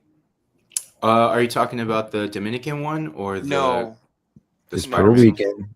It's Puerto Rican, Well. first of all, Alexi. Oh, sorry, Puerto Rican. Talking about like spider this color, one. like the Peter Parker colored Miles suit. That first one, that's a repaint of the Miles figure. From the game, the like regular Gamerverse Yeah. one, right? Yeah. They've And used it then- 3 times now, I believe. Right. And then the black suit is new. And then that's all new. that an anti-venom suit, right? The blue, Yeah. silver. Allegedly. That one, I think, is just painted on a plain buck, like a Sunfire body or something. Sunfire, yeah. I think it's Sunfire because yeah. the shoulders are high, so you can. Yeah. And then the next one is new. Yeah, Right. the G.I. Joe classified. Brooklyn bottom half. 2099. And then the Puerto Rican, the Boricua suit Mm. is I think it's the same. painted on a plain body. I think it might be the same as the other Miles, is it not? Yeah. Of Yeah. the anti-venom suit? No, No, it's not the the same red body blue? as that. No, No, I don't it's think not. it was textured. I could be wrong about that. That might be new. And Black Cat is new, but like, I don't know. The whole stream was weird. It was like, here's a Spider-Man, and then here's another Spider-Man, and then here's another Spider-Man, and then here's another like it was Todd McFarlane Batman, like all over the place. And then they threw Black Cat at the end to like break up the sea of Spider-Man. They did at least volley between Miles and Peter and Miles and Peter, but like it was ridiculous by the time they got to Spider-Man number 5 in a 6-figure wave. Yeah. Like it's like, and they showed us the other characters that are exclusives separately before the wave.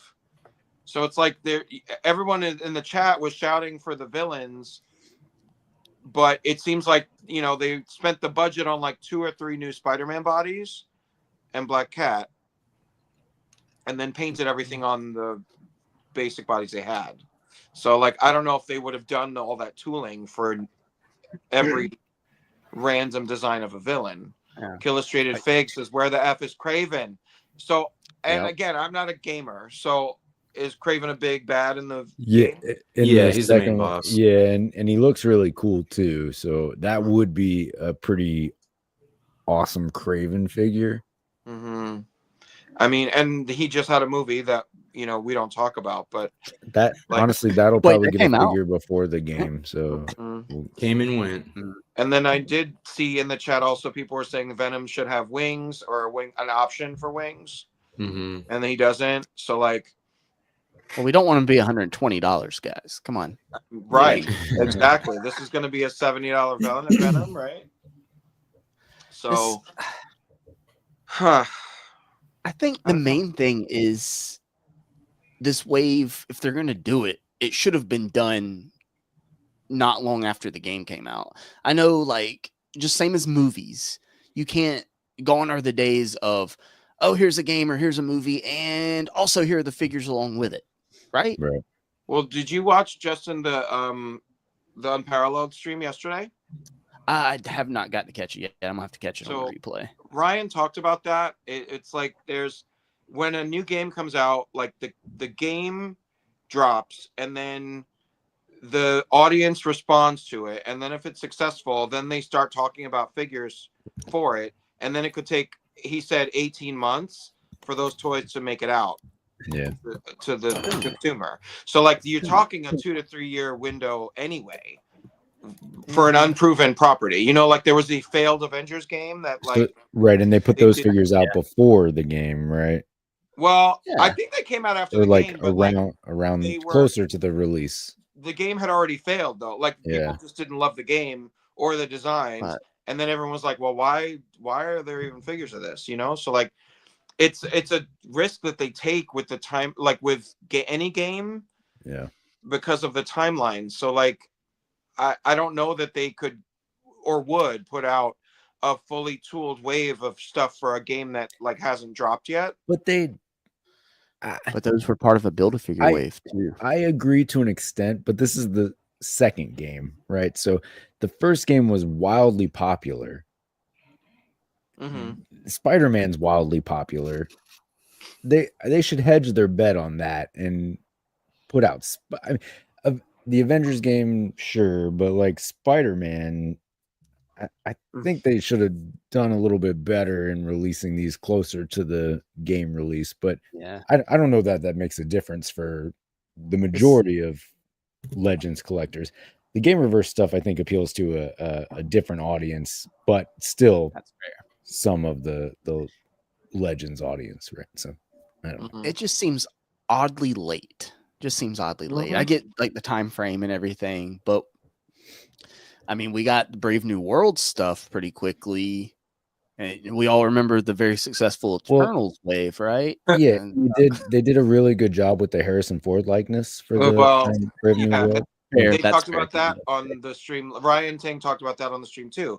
Like he couldn't specifically say, but it's like if they made the Red Hulk based on certain concept art and what he looked like at the time of when they were making the wave, and then the movie got pushed back a year for release, and then they've tweaked the designs of characters. So it seems like the Harrison Ford likeness changed through the CGI, and now the figure doesn't look like Ford. But then that's again the problem with this timeline of like property to release of toy. You know, it's just they're chasing, like Hasbro's chasing the source property, and sometimes like the Hasbro gets left behind, you know? Yeah. That makes sense? I'm curious. And while we're talking about this, everybody in the chat, let us know what, not just from this wave, but the Kingpin, the Venom, the Ghost Spider, not Ghost Spider, whatever, Spirit barefoot Spider guy with the Sharpie suit. Spirit Spider. There we go. Spirit Spider. Who are you picking up, if anybody? And guys, so out of this wave, just go down. I'm not getting any of it, so we'll get that knocked out. I do think Black Cat looks great. The symbiote suit does look great, but the texture just throws me off, and I'm just not interested in the rest. I just don't have a spot on my shelf for Gamerverse figures. Venom, I don't have a spot for it. Black Suit Kingpin, don't have a spot for it. Yeah. Alexi, are you getting any of these? I think new sculpts and styles for 50% of the wave is admirable, but I played Spider-Man 2 and I only made it to the mission where him and Harry are sneaking through the high school in a flashback, and I was like, I don't think I want to play this much.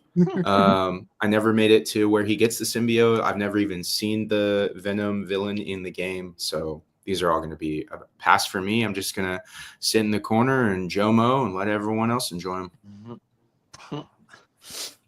All right. Andrew, is this the wave?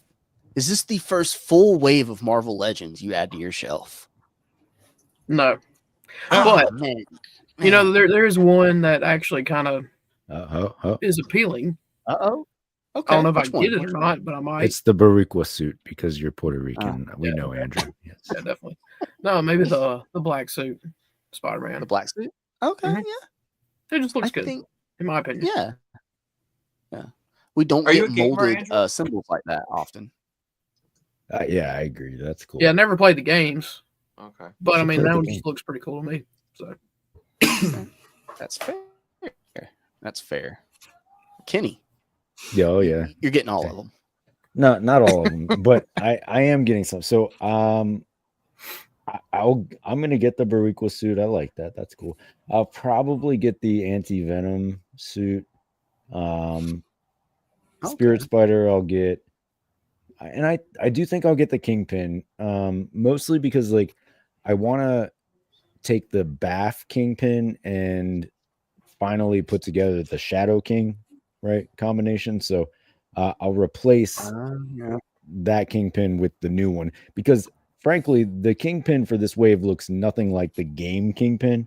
It's a good Kingpin, but it's not a good representation of the source material. Do you not have the retro card Kingpin? I do, but so the retro is on a different display. So I have like the Spider-Man display with the retro card Kingpin, and then I have like a street level display with the Baff version. So this guy will be your street level. The Baff will become Shadow King. Yes. Okay. Moving pieces. Kenny's got it all figured out. That's it. Planning ahead. What about, we haven't got to it yet, but we will get to it. What about the X-Force 2-pack? Oh, absolutely. Yeah. I've influenced myself from my own Nightcrawler video to buy this X-Force 2-pack. Yeah. We'll go over that in a second. And Alexi, I know you said you're getting the X-Force 2-pack. Definitely. Yeah. All right. David, any of this piquing your interest at all? So I messaged Rich about this, and how many X-Men animated series fans are in this screen right now? All right, Justin and Kenny, right? Yeah. And Alexi's left the chat, so he doesn't count. He doesn't care. So do you guys remember the episode where Storm had and Cyclops were like chilling on the grounds of the X-Mansion, and then Corsair crash landed and needed help like protecting the Shi'ar princess, and Storm had her hair up in a ponytail, and she was like, "I shall meet you at the monorail," and she like flew away. So like Rich was talking about that in the live stream. Yes. Yeah. And I was talking to him about it. I'm like, that black cat with the ponytail, I'm totally buying her to snatch her wig and make a Storm that will meet you at the monorail. So that's the only, that's a cool, and the ponytail is articulated. So I'm hoping like it's not, the plug isn't so deep that it goes into the head. I think it just like goes into the hair, just goes into like the back of her hair sculpt. So I'm just buying it for the hair. That's it. The hair looks deep enough that it's not going to go into voluminous. Because what did I say last time? I was like voluminous. That's not even a word. Voluminous. Yeah. I think it. So, and then like the body will be fodder, and I don't know if I'll find a use for it, but I'll see. But yeah, definitely snatching the wig and making Storm, who will meet you at the monorail. There you go. Nice. Yep, that's it. Just that. And that. Plus, it is a black cat. That gives Wanda with him for whatever. Hopefully, this means we're getting an updated animated series Black Cat too. Hopefully, maybe eventually. Yes, the wig snap. Yes, John. Next year. Gabriel knows the monorail episode. It is iconic. She was just so take charge, you know. And there was a monorail on the grounds of X-Mansion. Like that was a reveal, you know. Like there was a monorail that ran underground, and like they have their own stop. That's pretty good. That's I like it. Wild. That's wild. How expansive are the grounds that they need a monorail? You know, to be fair, the Pentagon has a metro stop, so it's kind of the same situation. When you can control people's minds, you can get permits for whatever you want. Exactly. That's a really good point. I will say at least they did something different with the back of the packaging. At least there's a freaking cross sell, which almost never exists. And they did like they really leaned into the whole like Gamerverse aesthetic here with like selecting your character kind of. So that's cool. A for effort on the packaging. A for effort. So then we get into the big boy, and it's a big guy. That something about these. I guess it's the long legs, right? It's the long legs that. Like the torsos should be bigger and the legs should be a little shorter, or am I crazy? No, I've seen people saying that. I wouldn't know. It's a different look for Venom, right? Yeah, I like This is a the Venom. effect, the ensnaring like symbiote effect. I think that's cool. The drool, we got to talk about the drool. The drool, it's removable. That's wild. That's really wild, and it like slides around the tongue. Yeah, it does. And wedges in his mouth. Do something with that. Wow. Yeah. So Andrew, I know you didn't watch this live stream. So you see that drool effect, right? Yeah. It wedges out of the teeth, and you pull it down all the way around the tongue, and then up and on, and then it just comes off. It's just a clear plastic piece that you can just use for whatever else you want, I guess. I don't know. I don't know what else you would use that Whatever else. An extra head. It's big. It's new. They're trying something different. So, okay, cool. But it looks well executed. It looks like cool drool. Cool drool.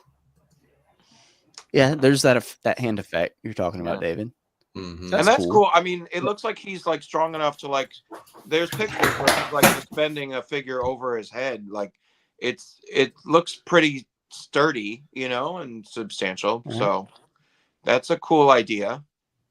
Yeah, like that wrap picture. It around That's a good. Yeah. Yeah, that's cool. Yeah. This is a good figure. I'm not really a fan of this head right here. I don't know. I just like, but here's a good picture of everything he comes with, and there's the drool piece, the drool effect right there. How many people are going to $70? $70, guys. $70, guys. What do we think? I know what you're going to say. We're going to talk about Hulk, right? Hulk's going to be bigger than that, right?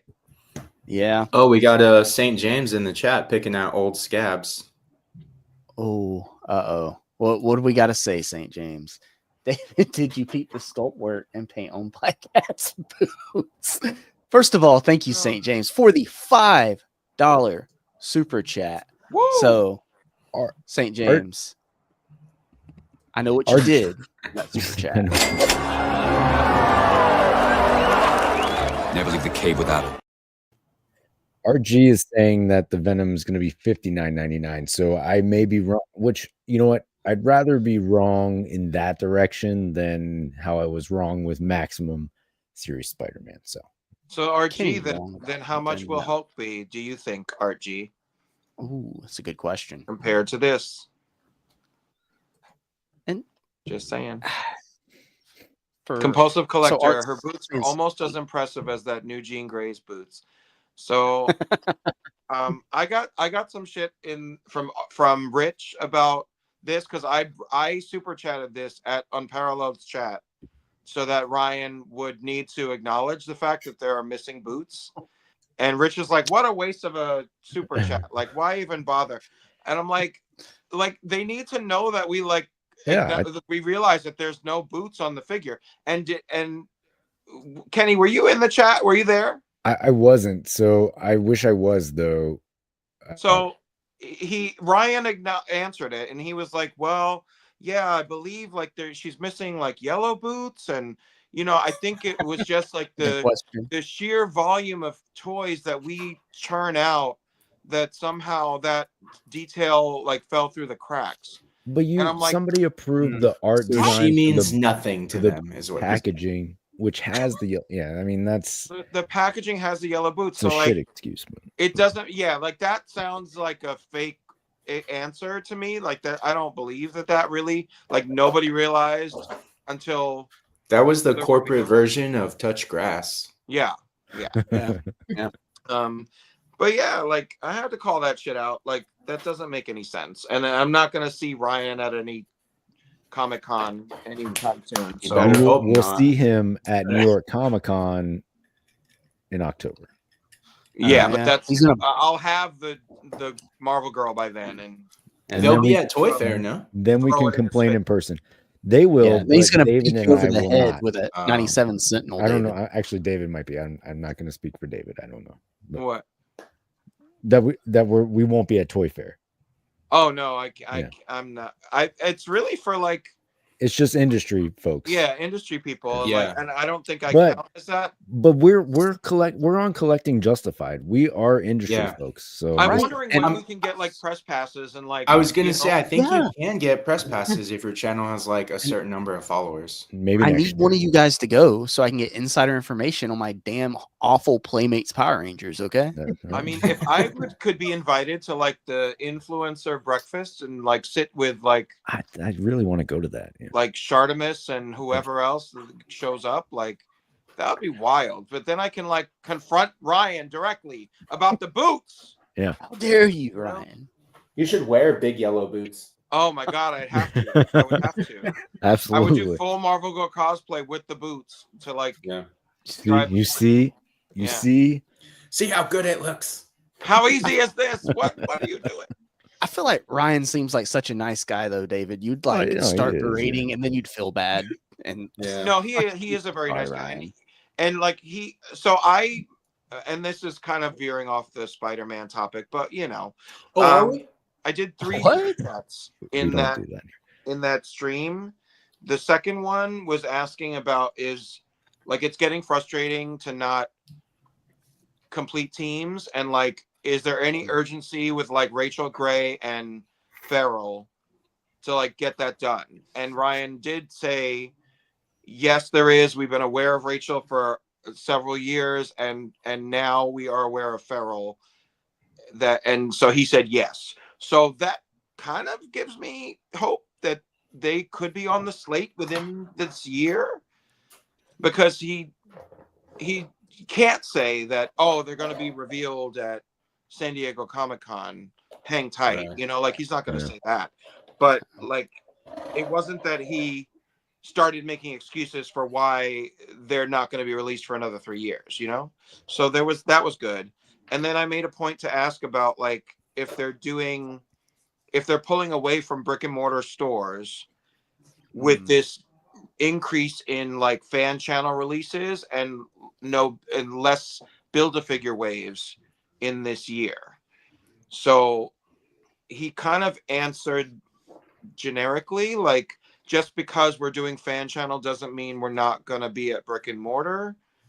But I was also trying to like poke around about is Build-A-Figure kind of like waning away and like Way of the dinosaur. you know. So he didn't really say one way or the other that we're going to still have just as many Build-A-Figures as before. He just kind of leaned on them finding multiple avenues to release things and that doesn't mean because we're doing one thing we're not going to do another. So I don't know. I mean, it was all kind of like corporate double speak, but I felt like he did. He's a like, professional. Hear and acknowledge each of the questions. So, you know, it was more than Wade talked about with him. He was talking about blue eggs and trolling YouTube personalities like Shartimus.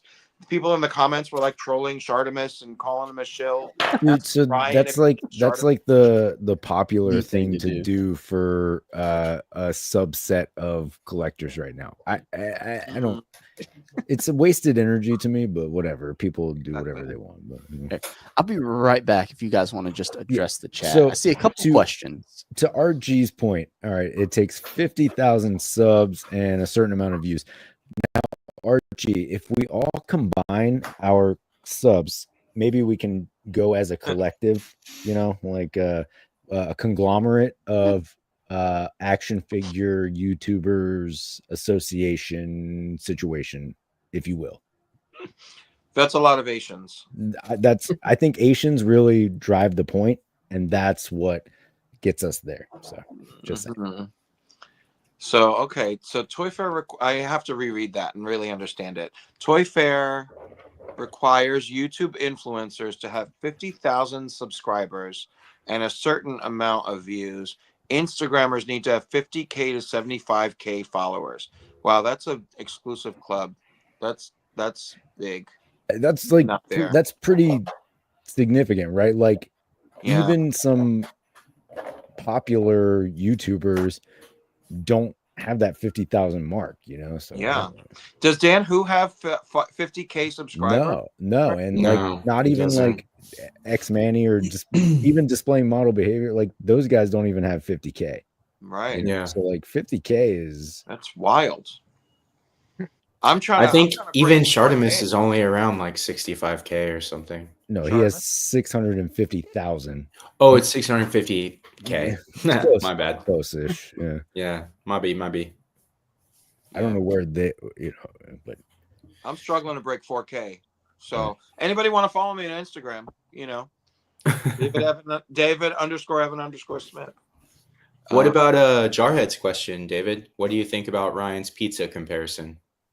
I don't remember what he said about pizza. Oh no, because it was the Papa John's comment. So he was like, I forget how he phrased it, but basically the conversation went to how the Maximum Series Spider-Man uses the same quality of plastic as your standard Marvel Legends figure, right? So it's not. Oh, it was the ingredients thing, right? So, I kind of remember what he was saying, but it was like I think Wade asked him about if he wanted him to like buy Mafex and touch Mafex in his hand to like feel the difference between Mafex and a Marvel Legends, like, and he just hopes that Maximum Spidey feels good when you hold it. And I think it was interesting to watch Ryan kind of navigate that answer, because he's like, all Marvel Legends are kind of made of the same plastics and whatnot, but he didn't want to say like it was like that any Marvel Legends was like not a good grade of plastic, or he talked about like gummy, like things that could make like translucent plastics could be gummy or things like that. So I mean, I thought it was interesting. I really admired how Ryan navigated the whole interview. I think that Wade is kind of, I don't watch a lot of his streams, but Wade's kind of a sledgehammer with like his opinion about things, and speaks very off the cuff. And so I don't think he was like a very prepared interviewer, right? Like with a structure of things that he wanted to cover. And I was watching the whole time. I'm like, did Ryan Ting come on here to like spend an open-ended 2 hours talking about like blue eggs at the grocery store and like, but it's not Ryan's been on there several times, so like maybe. Well, I mean, but even Wade called him out and about he hated, what did he say? He hated a recent new toy. Well, they talked about Karnak, that you know they he always talks about Karnak. Like I don't know. Karnak. I don't know. It just felt like that. Like if Wade like focused a little more, he could have gotten a few more targeted questions in. Yeah.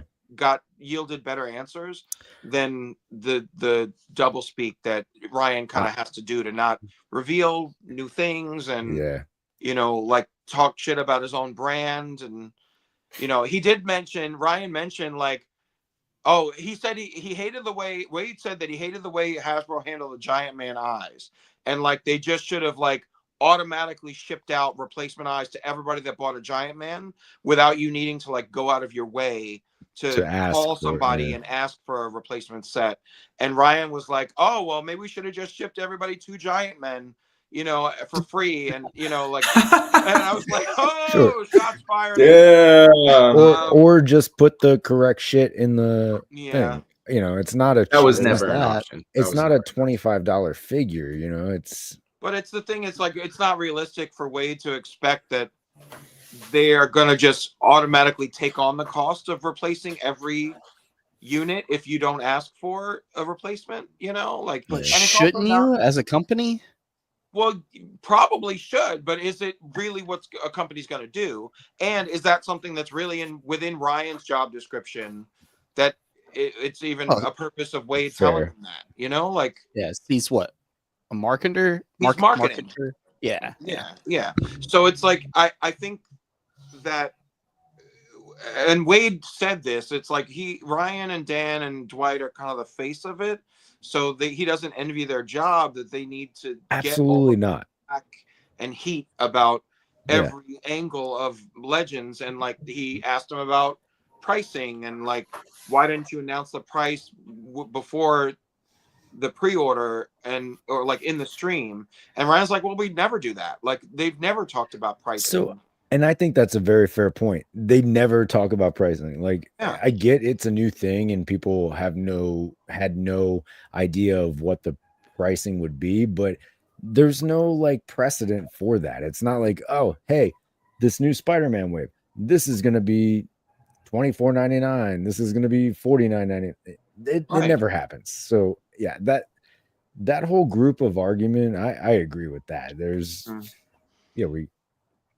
I don't know. Get mad all day long, but there's a bunch that we all have to acknowledge that like Ryan doesn't really answer for pricing, and the decision about pricing is way above his pay grade and Dwight or Dan's. Like there's all sorts of things that go into that, and profit and loss, and in like how many units they're going to produce and where they're going to sell it, and like there's a million things beyond what Ryan's there to talk about. And Wade said at one point, like, Ryan's here to help sell the stuff to us. Like, that's really what it is. He's there to talk about it's his job, the value of the item, and like how great it would be to add this to your collection, why you'd want to replace another Spider-Man with the Maximum. Like, that's all that he's really there. That's why he's on the press tour circuit doing streams with Wade, to sell the Spider-Man, sell the stuff. Like, sell the he's damn not there thing. to answer for why it's $50. Like, that's that's what home dude's like. What's up, guys? We still investigating the $50. Yeah, I mean, turns out Kingpin might be around 50, home dude. So there's that talking point. That's just the new base price point. Anything that's not a standard Marvel Legend, starting at that 50, I guess now. And Jarhead saying he loves Ryan.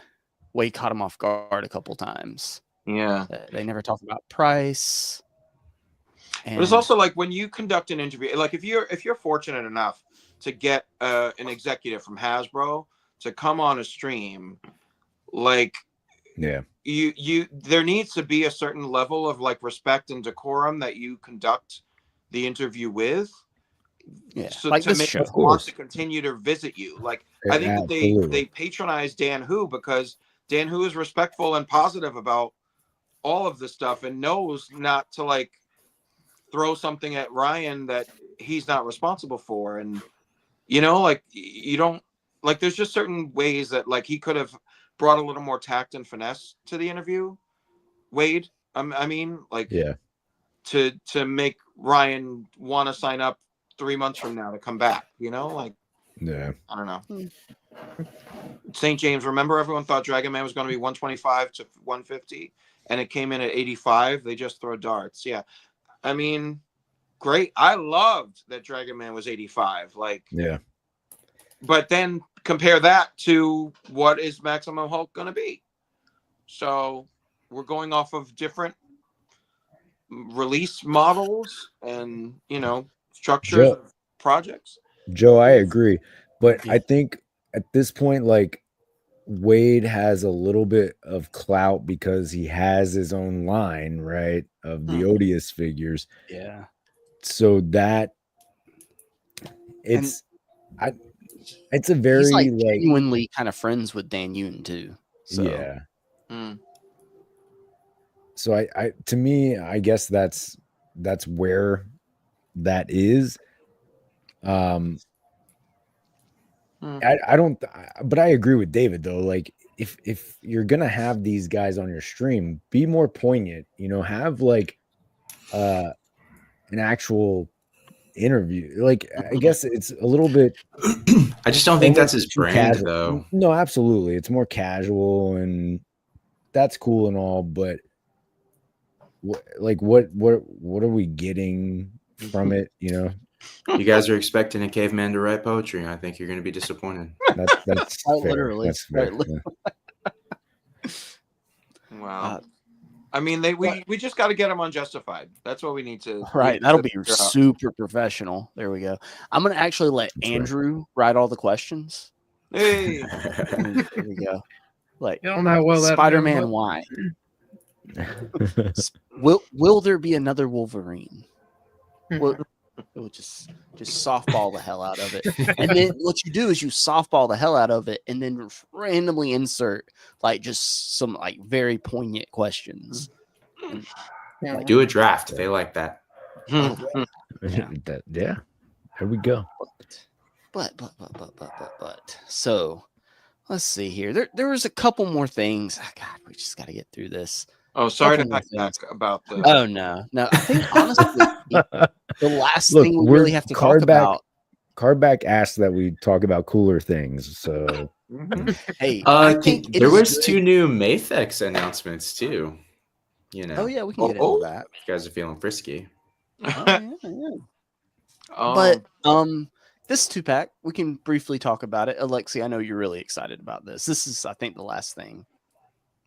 Yeah, you tried to sabotage me there when you were talking about the pins in Warpath, but it doesn't really bother me. I think these are worthy upgrades. I know the Warpath that we just got on his regular coloring, that was also on the Omega Red body, if I'm correct. Well, but go ahead. No, I mean, yes, but this is like the updated one. This is like the upgrade of the con exclusive, right? Yeah. Where like you have the ab crunch and the diaphragm joint on there. Yeah. Oh, is that a diaphragm and an ab crunch? Yeah. Oh my like the God. Venom. Oh, so this is the Venom with the symbiote squibbles in the shoulders then. Yeah. Okay. Interesting. So, I mean, that torso is way better, but I at this point the pins are a little frustrating. That's like some Todd McFarlane level pins. Yeah, like that to me at this point, it's like almost inexcusable, but I guess you gotta cut costs where you can. But at least I also don't think Warpath the whole. I don't think Warpath has the notoriety to get the pinless treatment. Like, I think people who want a Warpath figure are so starved anyway, or the people that want an X-23 are so starved anyway. They'll be like, "Yep, whatever, just throw it in there, throw it on another." No, I mean, absolutely. Like, I'd rather buy this than pay up for the older. Like, that Warpath was going for a lot of money. You know, I mean, but it's not like I don't think they need to like tool it up for Warpath, but like if at this point, like shouldn't each size body have a pinless like render by this point where like we're phasing it out? Like, and when did they start with pinless? Well, it was Kang in like 20 like one, but was it the Joe Fix-It Build-A-Figure wave with pinless Kang? To your point, this could have been the launch pad for a pinless body of this size. Like instead of doing the retooled Venom Omega Red buck, like just make a new body and then you're going to reuse it for the next 10 years. And that I think would have been something that collectors would be happy about, excited about, and then it'll just play itself out over time. All I know is that somewhere Todd McFarlane is having a freaking stroke because they gave the female figure in the 2-pack the pinless treatment. It's like, how dare they? So many serial killers. Yep, serial killers. So many serial killers being made. So that is it for the Marvel Legends reveals. So overall, what would you guys rate the stream of reveals? David, out of 10, 10 being the best. A 2. 2. I just think that like here's another Spider-Man. Here's another Spider. I just think it was not conducted in a smart way. I don't know. That's saying something. This guy's over 2,000 figures. This is the first time that I'm kind of on Kenny's conspiracy theory bandwagon about the Build-A-Figure. Thank you. Concept. See, this is the stream that did it. This is what put me over the edge. I've been telling you guys for months. Yeah. Kenny, what would you rate this out of 10? 10 out of 10. No, I'm just kidding. It's probably like 4 out of 10, right? Like, okay. Like I said, there are a couple of figures in the Spider-Man stuff that I am interested in, and the X-Force 2-pack. My frustration with that is like, I like the X-23 that I have, but this one is a good upgrade. I would rather just get the Warpath individually, but at the end of the day, I mean, I'll be happy with the upgraded version of X-23, but see, Kenny, you not wanting the female figure, you've been collecting McFarlane too long. No, that's not what I'm saying. That's not what I'm saying. He's got in your head. So 4 out of 10. 4 out of 10. Okay, Andrew, what would you rate this amount of Spidey reveal? I don't know. The Spider-Man stream of reveals. I don't know. I might go with like a 2. Hey. Honestly, just because of the black suit Spider-Man. So he's not buying everything now. Damn. Alexi? Yep. I don't know. Where on the scale is Justified? Is that like an 11? Justified, I think needs to at least be like a 7, right? 7? Dang. I don't know. 7 seems low for well, I guess that actually is Justified. Yeah. Anything over 5 It's would not be saying Justified. it's great. It's just saying you can justify it. Okay. Yeah. Gotcha. It's the rules are loose here, folks. I don't know. 70% is passing, right? 70% is Yeah. a passing grade. That's Okay. right. Yeah. So 7 would be Justified. I'm gonna give this 0.5 Justified, meaning this is a 3.5 on the scale.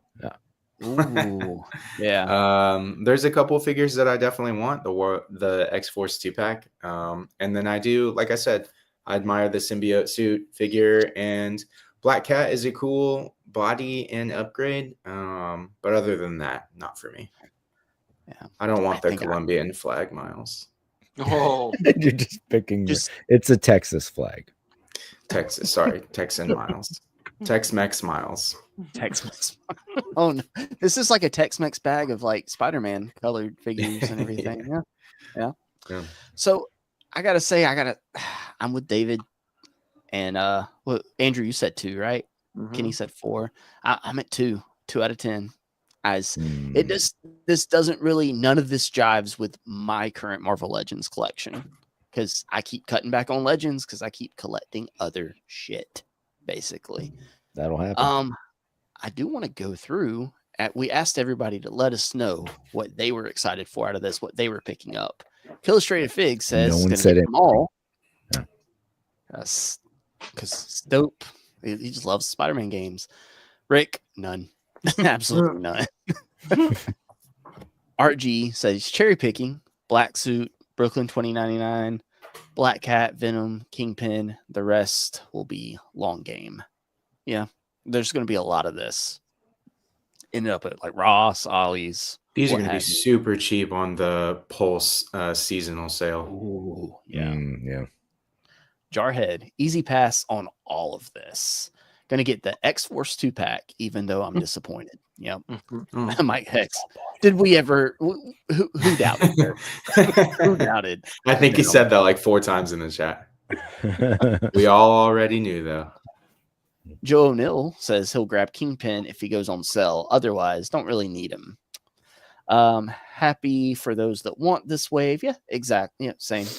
And can give the wallet a break, even passing on the X-Force 2-pack. Ooh. Let's see.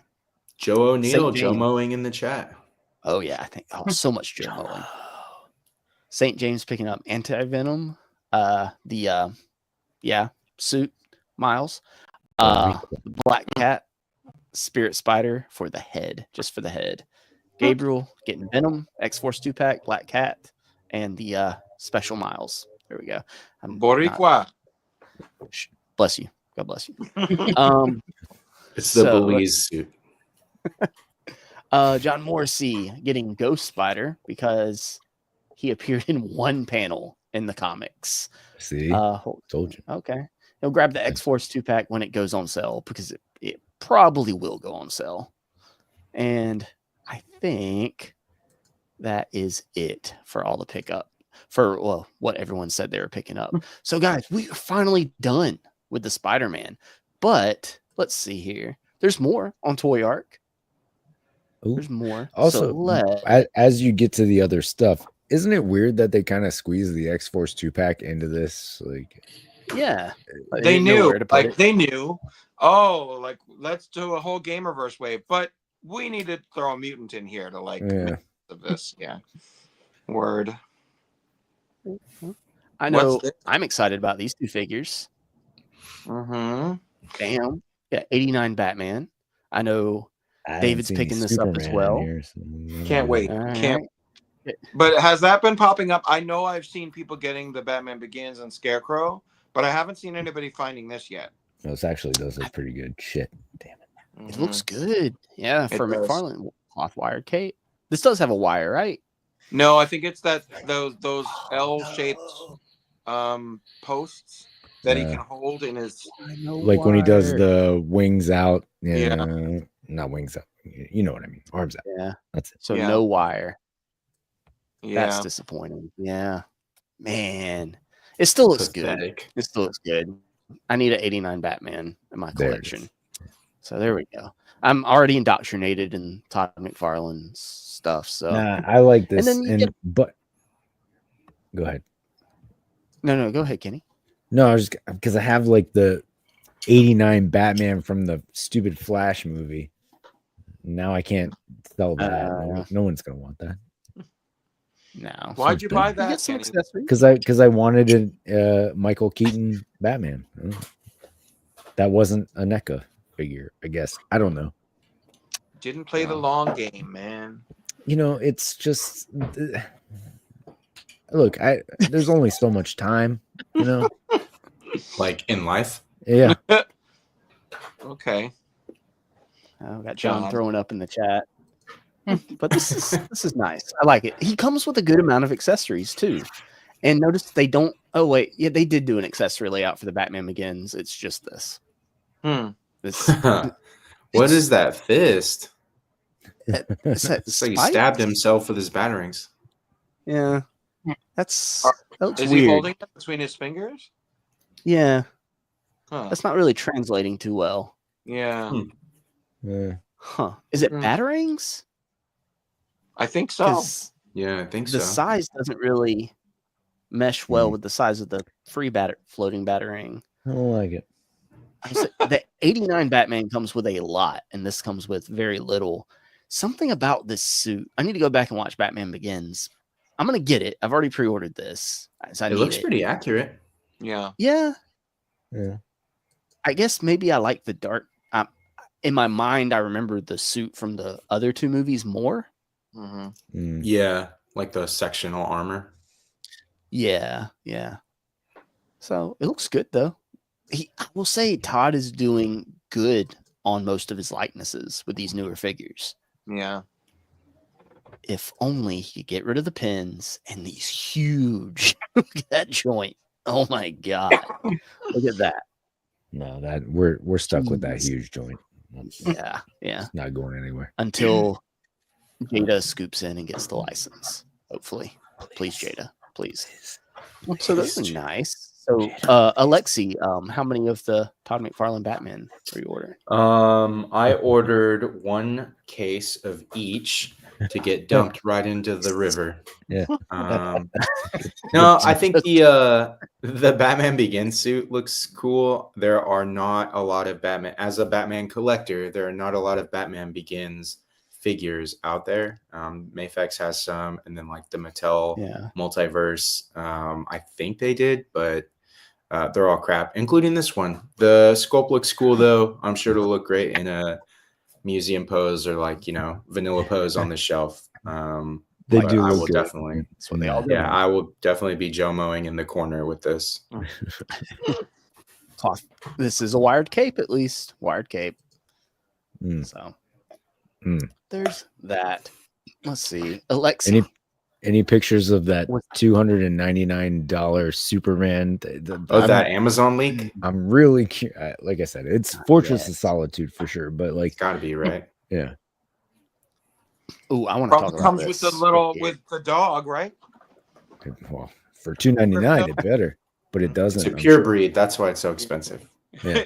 Comes It's with the an real actual life like an crypto. actual dog. Yeah. Yeah. This is something I'm trying to convince myself I don't need. The Mezco don't need Samurai that. Jack. Better get that Sezzle order in while you can. Right? Oh man, this comes with a lot. But, I always bitch about needing Cartoon Network figures, so I feel like I'm betraying what am I bitching for if I'm not going to pick this up? Right. Yeah. $95. How much? $95. $95. Might as well make it But it 100. But it does come with a lot. But It you're will be with saving shipping. $5. Yeah, comes with a lot.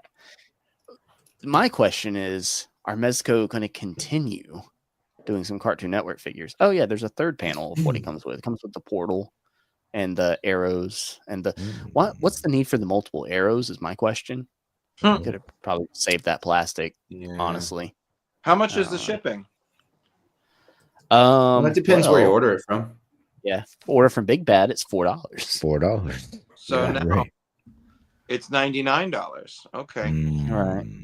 Still, and then you add saving tax. $1. Oh shit! Oh, yeah, and that's true. tax. Damn. If This is you did nice. it, Justin, and then they did an Aku, would you have to buy the Aku as well? Or would you, No, you just he'd be want like- other Cartoon Network main characters? I could make myself just only stick to the main characters because first of all, he would probably be like 250 because he'd be big. You think Aku? Yeah. Probably, right? Because he'd be big. Yeah, because like his size was like different depending on the episode. That's true. That's true. So maybe 150 to 200. I don't know. But yeah, I'm excited for the Samurai Jack. I don't know. Maybe one night when I have had a couple drinks or something, I'll just be that's when you do it because That's the ticket. it takes the pain away. Yeah.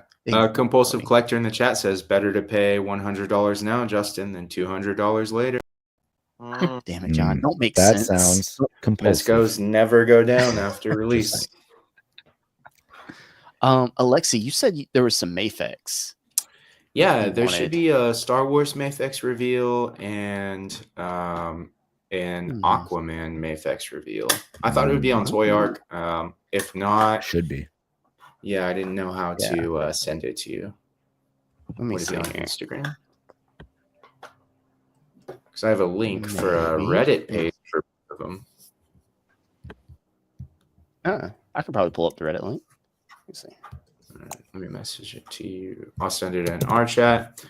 So this one is a Darth Vader from. It's weird because they say it's from the Obi-Wan Kenobi show, but it comes with an interesting accessory, which is the Inquisitor blade, and that's the double-ended like blade with the round guard in the middle. And I don't remember where or when in Kenobi he was in possession of one of those blades. It was a short time. Oh, He okay. took it from Reva. Oh, okay. Yeah. Got it. Yeah. The difference for this Darth Vader compared to previous Mafex ones, the main difference is that his skirt is soft fabric and wired. And then it also compares to the Kenobi version of the SH Figuarts Darth Vader because that one also comes with a busted helmet and then the busted like breather box. Let me see. I'm just gonna knock over my display here because this is. So I have the SH Figuarts one, and it has all of the things that I described with the damaged helmet, and then like the damaged box, and then it also has the soft goods skirt. The difference is he doesn't come with that Inquisitor blade, and then of course it's a Mafex instead of an SH Figuarts, but they do look really similar. So I think I'm probably going to order it, and then if I really like it, just sell the SH Figure Arts. That's the beauty of SHF is they usually sell for at least what you paid for it, so it wouldn't be a problem to replace it. Do you keep all your import boxes, Alexi? I do, absolutely. I feel like you have see to, them right? right over there.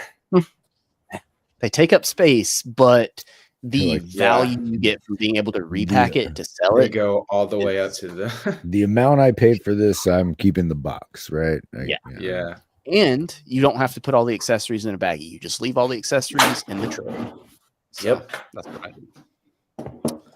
This is I've got the Black Series version of that. The Still Black in box. Series. Yeah. Does he come with the damaged helmet? It does. Okay, cool. Yeah. I just haven't opened it yet. Oh. Yeah, there he is with the Inquisitor blade. I want to say he comes with swooshing effects for the Inquisitor blades too. Oh. So what do you think the price point is going to be on this, Alexi? That one's tough because recently we got a reveal for the Hush Robin, and that only came with, there it is, like loaded with accessories, at least with switchblades. Oh, that's cool. Yeah. With Robin, he only came with his bow staff, and his price on import sites was like $75 to $80. And that was with very few accessories. So I don't know. I hope that it's a max 75 or 80. It would be really nice if it was their lower, like classic price point of like $55 to $65. But we'll see. Again, with the import stuff, I usually just budget for like a month of stuff shipping in one like shipment, and then I'll do a pay in for to cover it to save on like shipping. It looks really good. Andrew, as a Star Wars collector, you don't do the imports yet, but is this something you think you might not yet? Is this something you might splurge on? Probably so. Oh, that this looks pretty good. Pretty good. Oh, Alexi out here enabling Andrew into import. Yeah, dude, this will be the only. Think of it this way: this will be the only Darth Vader you ever need, and you can sell the Black Series one, and it'll pay for like a fourth or a half of this one. Exactly. Because I got two Black Series Vaders. One being the Dual Zen Vader, which has the damaged helmet, and then I believe it's a Rogue One or a New Hope Vader. So I think that's the one I've got. The New Hope. Yeah, it's up there on the shelf. But Andrew, you get this and just sell both those and make up for. You sell them both for 20 each. It's $40, and then go towards this, and then you look at it this way. You're paying 30. Yeah, you're paying like $30 to $40 for this. That's right. That's what you do, man. It all makes sense, Andrew. It's collector math. Makes sense. The other link that I sent you was for Aquaman, which takes us back to the DC universe, which is where we need to be. Go back. Yeah, back to the DCU. Instagram. Unfortunately, and I do mean the DCU because this is the Jason Momoa Aquaman, baby. The Mafex release for Aquaman is actually his like classic colored, but his DCU suit. So he's in like his orange top with the green, and then he's got the scales. But I think it's from the Aquaman 2 movie, but it's a new sculpt because they have done an issue of this color scheme before. But they're going through this era of like redoing older figures. Am I better alone? Is there a lot of demand for this? No, absolutely. This has to be some sort of contract fulfillment. This is not. I mean, I'm going to order this because I have the DCU figures. So this will go with my Cyborg, my Henry Cavill Superman, and my Ben Affleck Batman. Yeah. I think they've teased a Wonder Woman as well. I'll probably skip Ezra Miller just because of the whole thing with Ezra Miller. But I did want to have like representation for this era of DC on my shelf. Oh, those are good face sculpts. Man, if they do a Wonder Woman, shit, I'll probably have to get that too. The accessories for him are cool too. Ooh. That looks good. Oh, this effect is cool. I like that. That's nice. Yeah. What do you have a Gal Gadot from McFarlane, Kenny? Well, so Carolina is a huge Wonder Woman fan, so yes, I have every McFarlane Wonder Woman figure that exists. And I mean every, even all the weird variants. I don't know. Yeah. Is that all he comes with? Hold on, Just the there's no staff way. and the water effect, yeah. And I'm sure like hands. Nope. Okay. I was about to say there have to be extra hands. Oh, right? yeah. Well, he comes with the 3 heads, and then he comes with a bunch of hands, like standard. That's Yeah. weird that Sculpt there's not a looks really full-on good. accessory shot. Looks good, man. Yeah. See, so Alexi, I love Mafex. This is my only like kind of gripe is the ankles tend to be really weird on the ones in my experience, like not getting a whole lot of pivot. Fully pivoting. Yeah. Yeah, and I kind of see that in this picture a little bit. You see? Yeah. Sometimes the people that are taking the photos can't really pose them well, but you're right. Sometimes the sculpt, you can see it on the inside of his ankle that's planted. It doesn't look like it would allow that to come towards us much because of the way his boot's sculpted. So I think that's what you're getting on the other ankle. Gotcha. The texture on the suit is amazing though, and those are really good face sculpts. Yeah, for him to be able to turn his head with long hair like that too, back in that thrusting, when he's thrusting that huge rod. Usually you can't get that on long-haired sculpts either. Nice. Yeah. So is this going to be your definitive Aquaman? That will be my only Aquaman, dude. Like, really? There are no other Aquaman figures that are good out there. How many Aquaman figures have Mafex done at this point? I think this is only like 2. Well, they did his a comic version blue suit. No, they haven't done a comic version. It's weird because for Marvel, they do their classic 60s comic versions like Captain America, Iron Man, Thor. But for DC, they seem to only do groups of characters associated with a comic story, like Death of, Return Superman. And that's why I love the Superman stuff. But, Aquaman's not really in any popular DC comics. They haven't done a Justice League, animated series stuff. Yeah, they've only done the Batman from the New Adventures of Batman, like animated. So it's not even that older version, like the older style animation. Super Friends. That's what I was trying to think of. Oh, that would be sick. I would definitely get all of those. Like based off of their upgraded like superpowers or something. Yeah. That would be awesome. But I'm probably gonna pre-order both of these. So nice. Of course, Alexi. Have to. And Aquaman will be contractually obligated. That's right. In my display, absolutely. Yeah. Okay. All day. Only way. So I want to show off something that's kind of cool. So I can't go a stream without talking about weeb shit. So get ready, compulsive. Here we go. So I've got my, what John would call, what compulsive collector would call my weeb shit shelf over here. So I've got the Yu-Gi-Oh stuff on top. SH Figure Arts doing Yu-Gi-Oh, Reveltech, Figma. You've got some other companies like that Fat Mojo company. Look who is getting in on the Yu-Gi-Oh train here. None other than Mondo. Oh wow. So this is a soft vinyl figure. So I'm out on this. It's like 150. I'm out on it because it's soft vinyl. It's, to me, like, it looks cool, but it's just not my cup of tea. But the fact that they're putting their foot in the door on Yu-Gi-Oh means maybe we'll get actual, like, more like articulated figures coming eventually, which I'm going to be upset about with probably like $200 Ghostbusters 2-packs. Hopefully not. Hopefully cheaper. Hopefully. Dude, for your sake, I hope not. Like, it's painful. I'm just saying. Because this is the only one they've revealed, but they also revealed. Let me see if it'll. So it looks good. This is Blue Eyes Ultimate Dragon.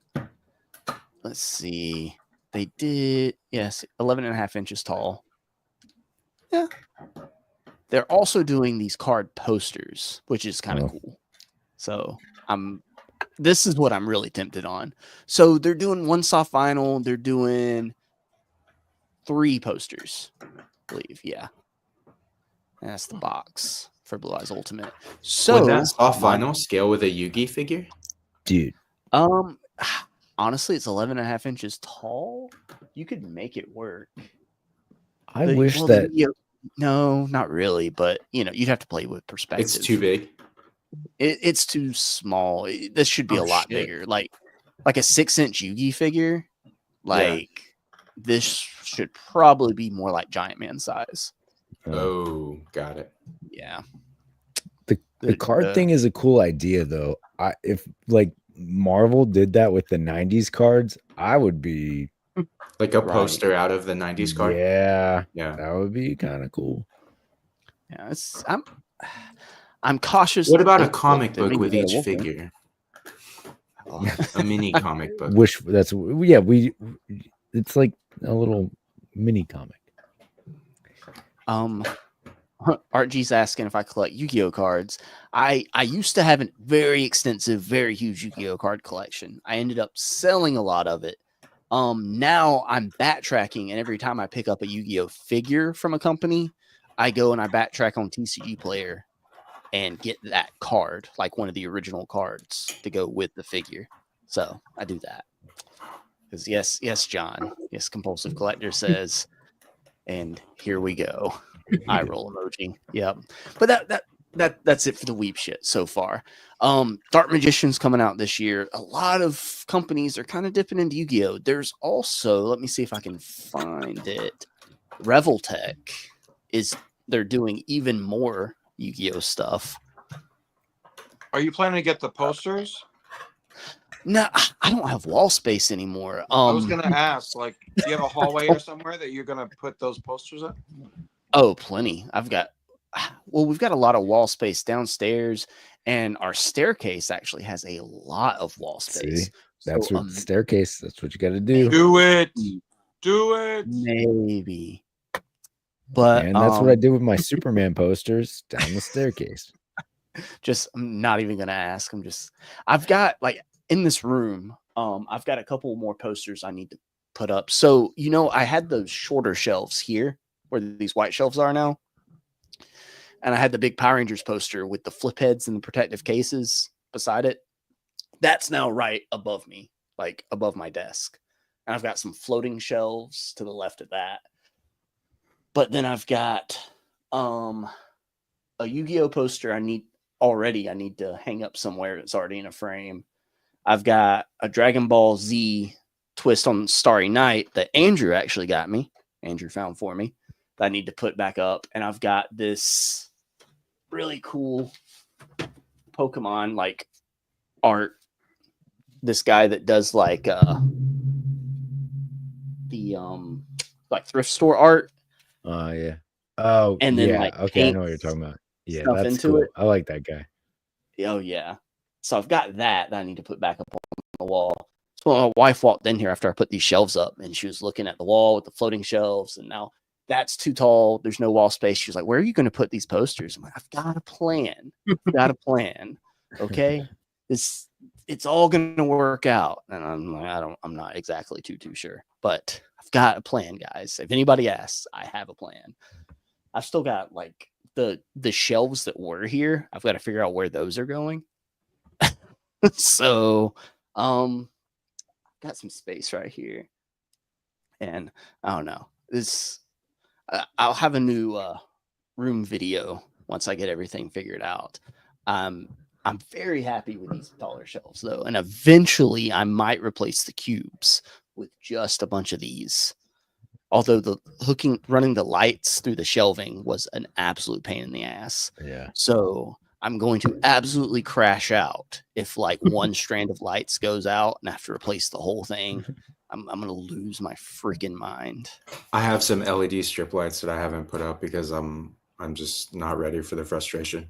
Dude, I put that whole video up on my channel about doing that. Like, I took everything down, and when you took it down and rebuilt the display. yeah, and Awesome doing video, the lighting on there, dude, it's the idea is great, but then it becomes so daunting. The idea.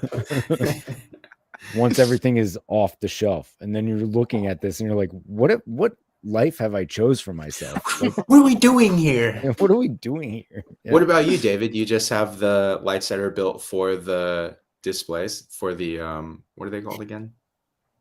The IKEA Detolfs. I don't have any lights in them. Oh, really? I thought you had the lights on the top that you can get for them. No. Oh, Just my normal ceiling of my room light to see all. Oh, okay. Yeah. Well, it's very I'm not well a lit, handy- David. I'm not a handy person, so But I'm telling you, David, you start putting lights in, it does change it. It does change it. And I've took a page out of Alexi's book for my weeb shit shelf over here has the motion lights on it that you can just recharge and all that. But it's so annoying to I haven't had to recharge them yet because I leave them off. And every now and then, if I'm in here for a while, I'll turn them back on. But it's going to be a pain in the butt to actually recharge them because you have to recharge them one at a time and all that. How do you go about that, Alexa? You just I have a power cord? strip. Yeah, I have a power strip plugged in to the opposite wall, and then they each come with a cable, and we just had a buttload of USB wall plugs. So I just put one in each outlet of the power strip, and I charge 5 or 6 at a time. The downside, like you said, though, is my brother and his girlfriend were staying with us, and technically this is our spare room.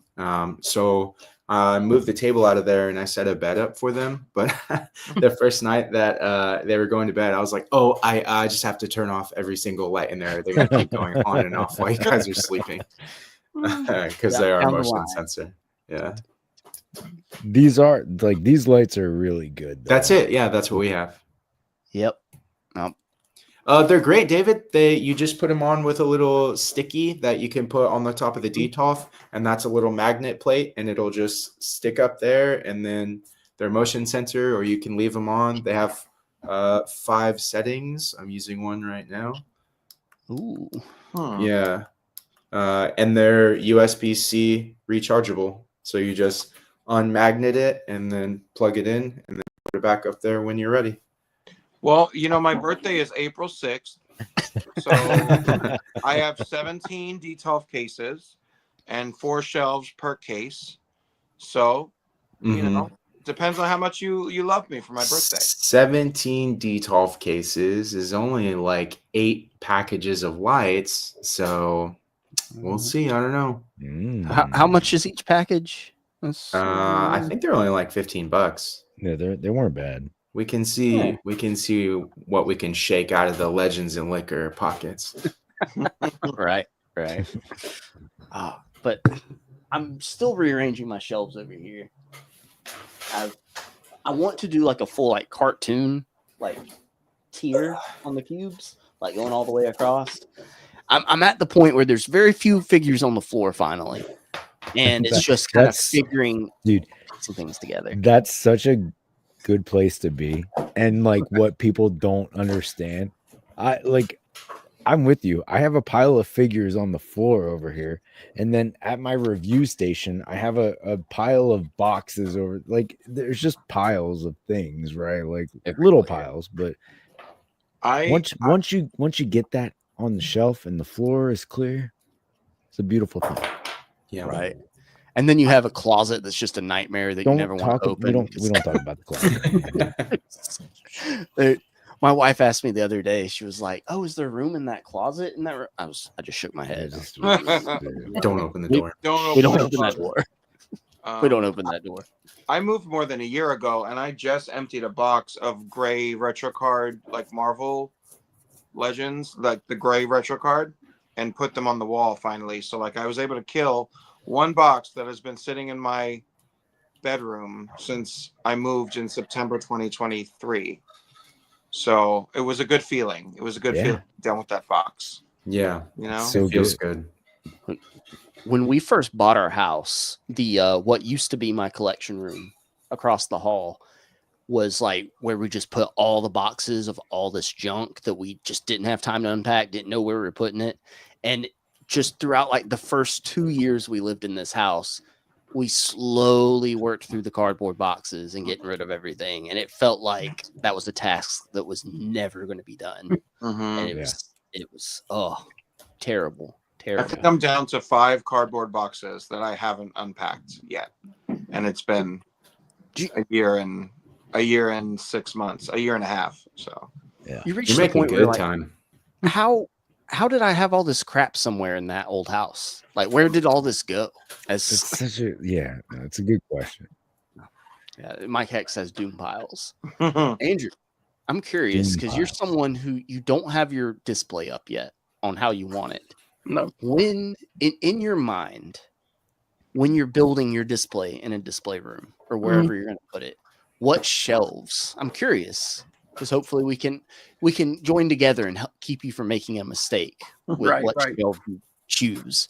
In your mind, what types of shelves are you thinking about doing? Do you want to do like glass detolf type shelves, bookshelves, cubes? What are you thinking?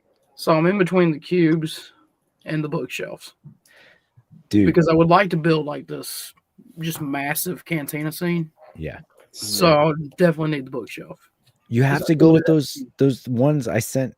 Andrew, I'll send it to you, but I sent this to the Legends and Liquor chat. These Target shelf, they're big bookshelves, and like that's what Carolina uses for her Mario stuff. But they're like $30 or $40 per. Oh, that's what these are. Yeah. Okay. All of these are the Target $40 shelves. Yes. They're so good, and like nobody ever talks about them. Yeah. Well, but a glass door I want them to be there when I buy more. So a glass door on a display case helps keep the dust out. That's a very good point. Dusting is a son of a bitch, but yeah. So. I had the thing of canned air out earlier today, actually, getting rid of some dust. Canned air, a mix between canned air, makeup brushes, and just like a dishcloth and some cleaner. And if you actually want to deep clean, but as Andrew, I will say, makeup brushes right there. Andrew, I will say, stay away from the cubes. I like cubes have a spot, and I do not like even once, Andrew. Stay away from the cubes. But I like because you can section stuff off, and it's more sectioned off. But where you run into an issue is like once like X-Men. I had my X-Men in like one cube, and eventually I'm like, oh god, this isn't gonna work. So then to expand that fast, to expand that, then you have to move all the other cubes because this whole wall is nothing but cube shelves that goes the whole length of the room. Yeah. Meanwhile, like with these bookshelves, like these are the Walmart ones, which are like 34. I don't know what the difference in quality is, but they're the same. I looked at those ones you sent, Kenny, and it's like the exact same dimensions. Yeah. I don't know if like the thickness of the board might be a little better quality from Target, but I doubt it. But either way, but you can get them in like black, white. You can attach the back to them, which I would highly recommend. But I don't know, man. It's a lot more space. Like, so I've got this whole one right here is Power Rangers. This one's all Pokemon, except for the bottom shelf is more Zords. Yeah. And it just makes a world of difference. And I think I'm eventually going to get rid of the cubes and do all bookshelves across. But then I don't even think I can do that. I don't know. That's a lot of work, and I'm probably never going to do it, actually. Cubes for life on the back wall. Cubes for life. No, I mean, like there are so many options, and I kind of hate hate is a strong word. I kind of regret the shelf direction I went because I bought these like very open shelves, and they're good. They have a lot of space on them. Like this metal wood situation. I like the aesthetic of it, and I think that's why I went with it, but they're not cost effective, Same with like detofs. Detofs are not cost effective shelving units, but this is why I struggle. I like it, but I probably could have done something else, you know. Right. Nah, I feel like you no know. matter what, you're going to run into something. Like David said, if you don't go glass doors, you're going to have a dust problem. Yep. If you go cubes, you're going to have like, you can't really, you Space. said you want to do the cantina.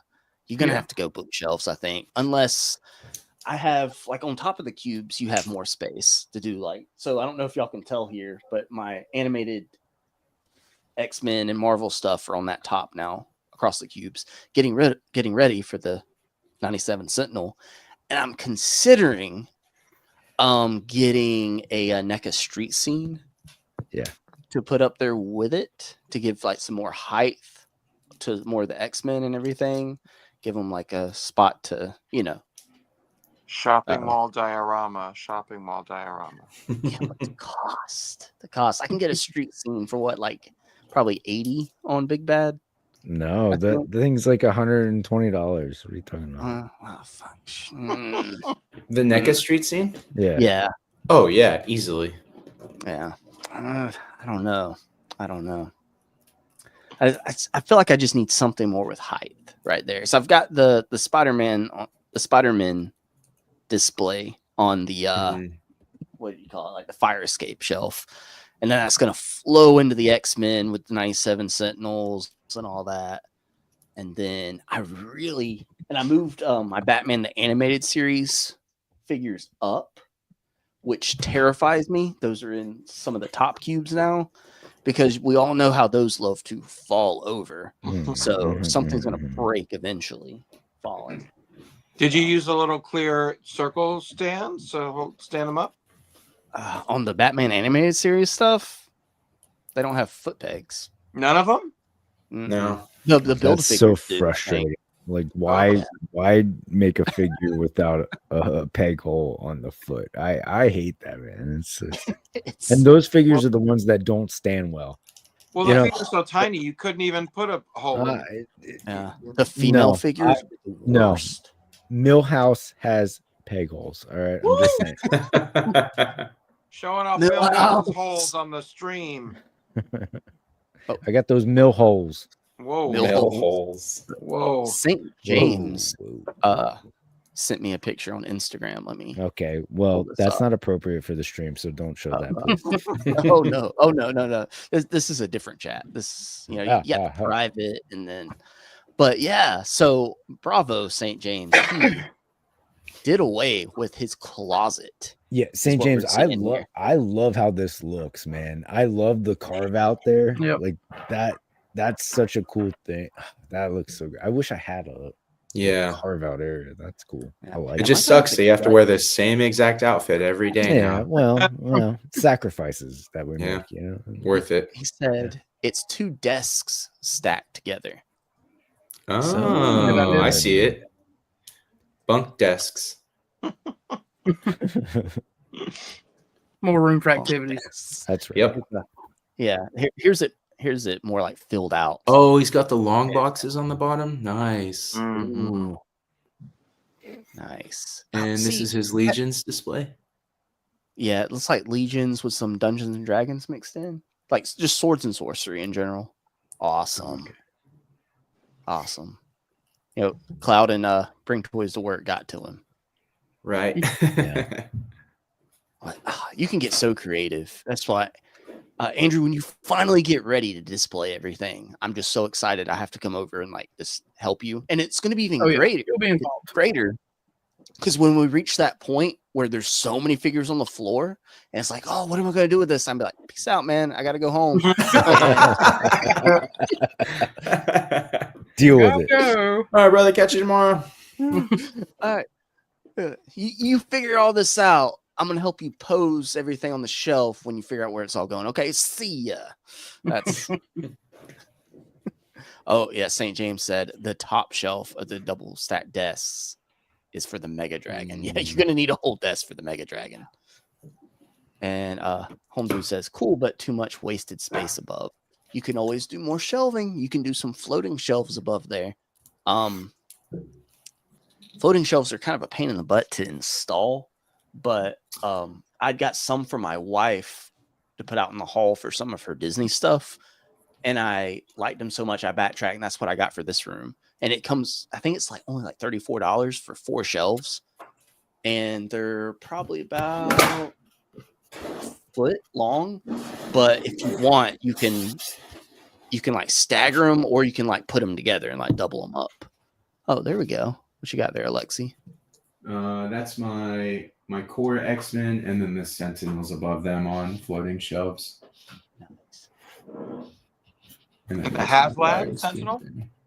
That is, yeah. I have it in the Master Mold mode, and then I've got the Days of Future Past Amazon exclusive Sentinel up there, and then I have 2 packs of the arcade Sentinels, and then of course like what's his name? The Hunter. Nimrod, yeah. Mm-hmm. And then Theta Sentinel and Omega Sentinel as well. I got all the Sentinels. Nice. Yeah. That's a lot of weight on that floating shelf. Yeah, I was just thinking. Oh, that's what Amanda said. But I'm pretty sure I installed it pretty sturdily. Oh my god. No, yeah. It's held pretty good. I used to have it on top of my shelves up here, but I changed that display to Avengers and Giant Man. If you can see that. Oh, let me bring you back up. Yeah, so I changed that to Avengers and Giant Man. It used to be my X-Men and Sentinels, but I'm gonna wait until the new HasLab Sentinel, or not HasLab Sentinel, comes in. So yeah, but floating shelves are cool. I used to have the Batmobiles up there, and then I moved all of my Batman stuff to the top of like all these stacked shelves. So they're cool. Just depends on what you want them for. I would be terrified to put my animated series Batmobile up high. Just feel like the second it falls off, it would just shatter. With that type of plastic it is. I don't know why it scares me so bad. I told you mine already got scratched for like a Marvel Legend falling off the top shelf and hitting it. Yeah. Do you have the reissue, or do you have one of the originals? It's the reissue. Okay. So the Batmobile and the Joker Mobile are still on the floor over there. This is that empty shelf, still just sitting here next to my desk. Nothing to do. And the empty shelves are nice because it's like, oh, the hope and the dreams, you know, the potential, the possibility, the potential. Yeah. See, what David's showing off is really good, because if you can get a bunch of displays put together, then you have this nice long display space on the top. And that's what I have like for my Batman stuff too. And I like what David does with the wall use and the ceiling. Like I started incorporating some of the wall use and ceiling use around the display. Just to like I can't hang off the ceiling. I'm too nervous about that. But like going up to that edge where it meets the ceiling, like I want to use that space. I don't like seeing like unused wall space above any displays, you know? Right. It's part of the world, you know? Yeah. Yeah. The problem is, as you go higher and higher, you get more and more nervous that crap's going to start falling. My wife walked in here to ask me a question earlier, and she was carrying the baby, and she got to looking at how tall everything was now. And she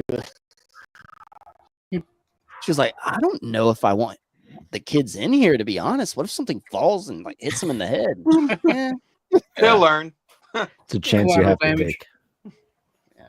Like my Mighty Morphin Power Rangers villains are all across the top shelf of one of these bookcases. And I had one villain fall back behind the bookshelf already and I had to fish it out. But you at least like you have carpet in that room, right? Yes. Yeah. When I thankfully I have carpet in this room too. When I lived at my previous place, it was a concrete floor, right? Ooh. And I can't even tell you how many figures broke, right? Like I have figures that I've had to glue arms back onto or heads back onto because they fell on that floor and broke, which is such a heartache to because I don't want to go and buy it again. You know, I'll just glue it into the position I want, I guess. But you know, that's it. My old apartment had carpet, but it also had like no temperature control. So like in the summer, it was hot as hell. So everything, figures just diving, and like my old man figure from like early Hasbro that hit the carpet and like shattered at the waist. Damn. Like, completely. So hopefully they'll do a new Mole Man someday, because I'm not buying a new old Mole Man. Yeah. Not worth it. But now I moved to an apartment with a hardwood floor, so that's even more nerve-wracking. But I have temperature control. So nice. The temperature control is important, because I think that was the issue too, because it was a basement in a very old house. Like the house was over 100 years old, right? So very drafty. Basements 100 years ago weren't designed to be like they are now, you know. So like the one Andrew's in. yeah. Actually, it's the one that Andrew stays in when he's not here. Of course. A very old basement. Yeah. This is Mike Hex sent me a picture of this display. So Mike, are these DTOFs? Like the top of DTOFs? I see you got the Joes on top of here. Dude, the bridge like across, that's sick. That's really cool. And then you got, I guess, like more retro like cards right here. I like the middle area. That's cool. Can you zoom in on it, Justin? Where unfortunately Instagram hates being able to. Oh, right. Instagram hates letting you do any type of zoom, unfortunately. Oh, that's so cool. That looks sick though. I love the Joe display. Oh yeah. And Mike was saying, just hot glue stuff down. It said 2D tops spaced out with a flooring shelf across it. Oh. That's awesome, Mike. Are those floating shelves up above everything? There's so many options. So many options you can do with everything. It's Andrew, your options are unlimited. Yep. And just the choice you all want to go with like a black shelf or white shelves. Black shelves show dust so much faster. Yeah. So if I'm you, I would recommend, like, I would go with white shelf. The problem is, like, for me, like, I like the aesthetic of black shelves, but they, like, the dust shows so quickly, you know. Doesn't dust show on white though too? Not really, not as much. Really? And over time it will, but like on a black shelf, probably like a month into having it, you're gonna see a layer of dust. Bust out those makeup brushes. Take some plexiglass and screw it to the front of the cabinet. Oh yeah, Andrew's very handy. Yeah, definitely do that then. Yeah, then go either way. Yeah.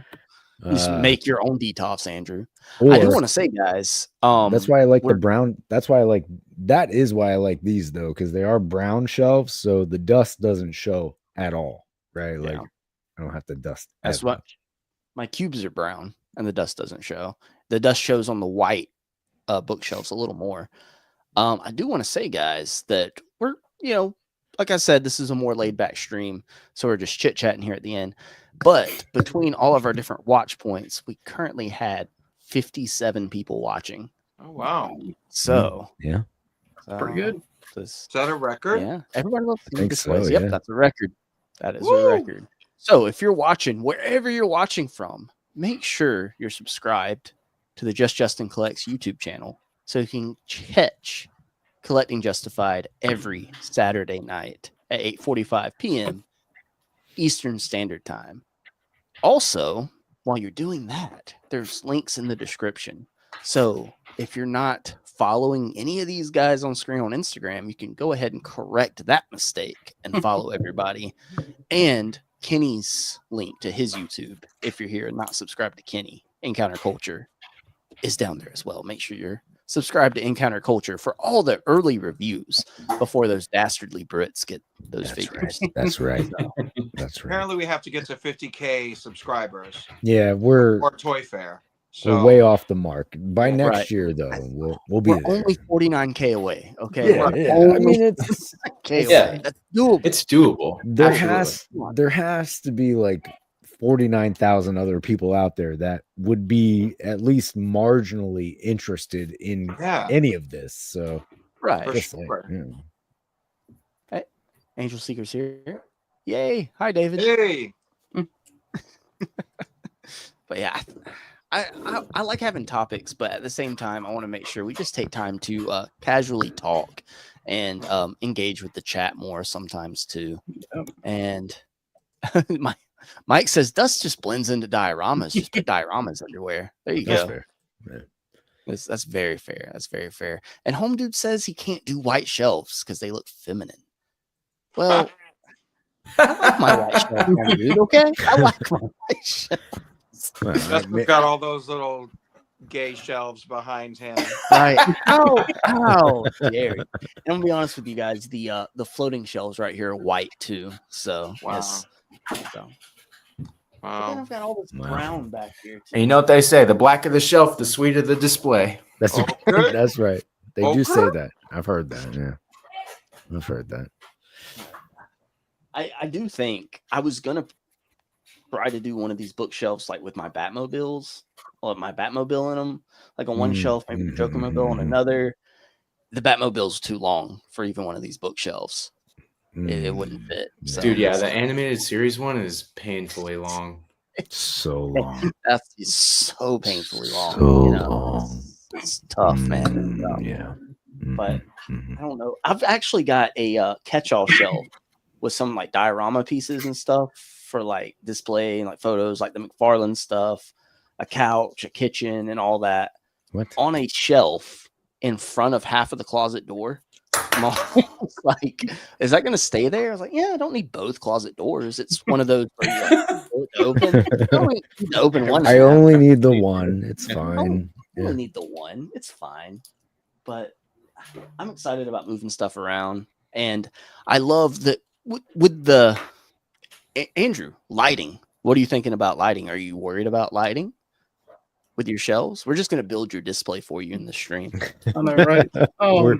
This is the planning phase. So Simple lighting. Simple lighting. Okay, Yeah. so maybe do the what Alexi's doing. you should get the Alexi lights, or Yeah. if you go to Ollie's, you can pick up this pack of lights. Sponsored. Sponsor. Yeah. I've been thinking about going out. Ladies and gentlemen, this segment is brought to you by Ollie's discount store. Big, better, cheap. I don't know whatever they say. Good at stuff, Ollie's. cheap. Ollie's. Good Good stuff, stuff cheap. There you go. 5-pack lights, $14.99 according to the price tag. Right there. Will that, if you get multiple, will that remote still like And instantly? it comes with batteries. Probably. That's actually the highlight of this. the batteries. That's worth it right there. Yeah, it comes with its own batteries. That's actually See- top shit. I didn't even notice that when I bought this. I thought $14.99 for 5 lights and a remote was a good deal, but it comes with the batteries. It just keeps Even getting better. Yeah, I like It's- So it. Kenny, Justified. if you get like 3 of those packs, would one remote, one press the button, like do Yes. all the lights all at once? I can't speak for this 5-pack, but in my experience, the answer is yes. Nice. So 'Cause do what I you do- want with that information. I don't know. that's I the think one so. good thing I'm about pretty sure. I'm certain. Yeah. the LED strips are a pain in the ass to install and like move in and out because you have to take all the figures off the shelf Yes. and all that. But being able to control like all of them with like With one remote. So yeah, you one remote. you have the LED strips, Yeah. like the one that come on a reel. Yeah. Yeah. That's what I did. And yes, so those you can use one remote for all of them. Yeah. So that's awesome. That is such a good feature because I have 4 shelves back to back, and I can just use one remote to turn it on. Which is so good. So good. So a total of my cubes, it's 1, 2, 3, 4, 5 units. and then 2 bookshelves. Yeah. And that was just 2 spools in one box. Just did all of that. Now it'll have you wanting to throw the whole shelf out the window at points when installing them. Yeah. So, and I would recommend having maybe some double-sided Scotch tape, maybe some command strips handy, because at some point, some of the corners, the strips will want to keep falling. So, but they are adhesive, and you have to peel them off. Are the ones you have? They don't have like tape on them already. Yeah, it's where you peel it off, but you know when you have to like go to the corner. Oh, the corners are a bitch, but like what I did was like I just folded over. So like when I got to the corner, I just folded it over and went to the next like line. So it kind of just taped over itself. Yeah. That's what I had to do. Yeah. But at some points it still wants to droop a little bit. Once you get it, if you get good quality ones. But there was like one point where I ran out of line on a spool. I had to go to the next one. So you have to cut it and then use that connector. That connector's a thick piece of plastic. So I had to do some double-sided tape to like stick it to the top of the shelf. Mine did not have a connector. That actually would have solved a lot of problems. They also do make corner pieces. I did order some, and I did it for some of my cubes, and then I gave up, where it's a corner piece. So when you hit the corners, you just clip it, and then you run it through the corner connector piece, and then stick that. But it's such a pain in the Guys, but buy that one. Don't buy what I bought. Buy what Justin bought. The problem with that is on the LEDs, you can't just cut wherever. There's specific spots where you can cut. Yeah. So when you go through doing that, you're going to lose a lot of your length on your spools. You're wasting a lot of lights. Right. So what Kenny said about just bending it and twisting it to the corners is a lot better. The one I have, it's like very thin strips. So you can easily just bend it and, like I said, fold it over itself on the in-between areas between lights. But the corner pieces and the ability to cut and connect, that honestly, that would have been cool. But you can get those separately on Amazon, I think, for like $10 for like a whole bag of them. The connectors. It might be cheaper than that, honestly. Home Dude says hockey puck lights, like what Kenny showed off. Adjustable light variants, white soft. Yeah. Joshua Knox is here, says, I only keep clothed premium figures in glass acrylic cabinets. Other than that, I don't worry. I just use wall shelves. Yeah, for like more premium figures like Mezco and stuff like that. Shang Pu Tang. Yeah, go the David Evans Smith route with doors to keep that. Those cloth goods could like probably a magnet for dust, right? Absolutely. Right? And I think a lot of Star Wars figures are going more kind of like cloth goods, right, Andrew? I think it's kind of a mix, but I think they're mainly going the other route where not soft goods. Oh, it's more plastic. Sticking with plastic. You got what, like Darth Vader with some cloth goods? So like the new Leia. Yeah, that's all plastic, right? Yep. Okay. I don't keep any figures with soft goods below like waist level on the shelf because it's just too much dust on the bottom. Yeah. Speaking of low level shelves, isn't the bottom shelf like the worst shelf? Like it seems like a waste. Oh yeah, it's the figures that you hate the most. Everyone knows that. But it's like, damn, that's such good potential, but it's just so low. Like I'm not gonna look at it. I don't want to look at that. I recently moved my Jada Street Fighter figures from a top shelf, from the bottom shelf up a level, finally, because I cleared off a hole. Like right now. Dan, who keeps all his Jada Street Fighters on the bottom? Because he does hate them. Yeah. He keeps them outside. Yeah, that's true. Probably in the attic, honestly. I currently still have 5 or 6 empty cubes that I'm still figuring out right now. But they're all in the bottom 2 rungs. So it's like, oh, what am I going to run through here on these bottom 2 shelves? Well, rows. I do my army builders at the bottom because like once I've built the army, they're kind of like a a non-growing shelf, or like That's fair. they're dead. You know, they're dead, but they're still part of the collection. So like, Right. at least that's like a good foundation to then have the more evolving teams like higher up. You know. Yeah. That's a good point. I put all my MCU stuff at the bottom. So That's fair too. Yeah. When I still had my MCU Eternals figures, you best believe they were on a bottom cube, a bottom corner cube, actually. Ooh, So, bottom corner is yeah. the hardest. Shit. Right. Yeah, the place the forgotten goes. Definitely. And so, guys, I think that is it for the show. I think we're gonna go ahead and end it here. Rick's popping in. What's Rick got to say?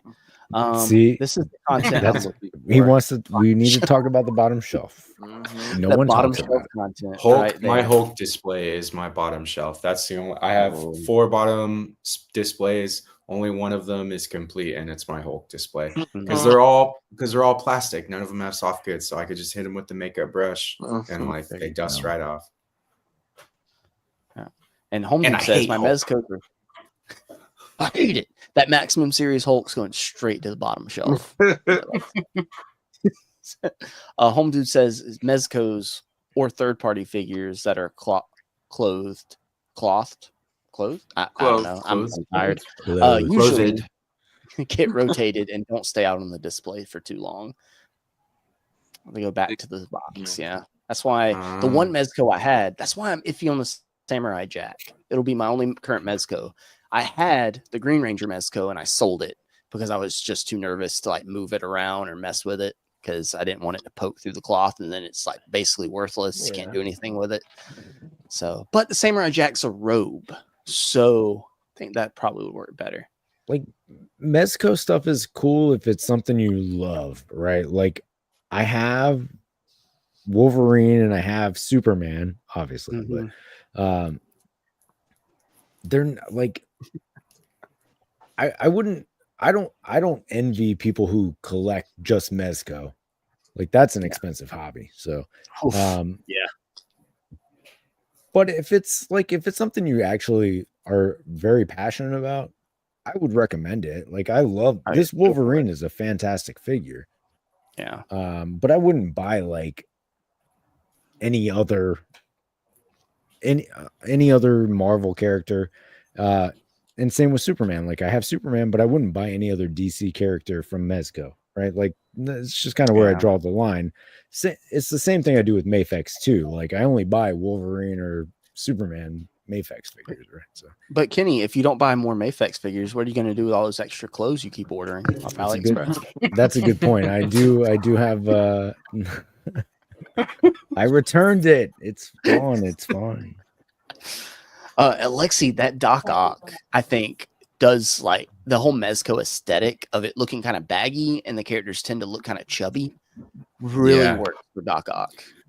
Yeah, I really like this figure. I pick and choose with Mezco for sure. Like, I mean, I do think I have like 7 or 8, well, probably closer to 10 now, but there's like over 100 Mezco figures. So, but I probably will buy the Beetlejuice. Damn it. See, that's how it starts. I think that could work though. Yeah, it's a suit. So I am glad I sold the Green Ranger Mezco because now I'm not tempted to go get like the 5-pack of the rest of the Rangers. And without the Dragon Shield, like that hard piece, it just they look kind of. I don't know if you guys have seen any of the pictures of the Mezco Rangers. They look kind of chubby. Like it just doesn't translate well as without like the shoulder pads or anything. It just doesn't look. It looks like a kid in pajamas, kind of. That's just my opinion. But guys, Alexi, if you get your cat a Superman cape, I mean, there you go.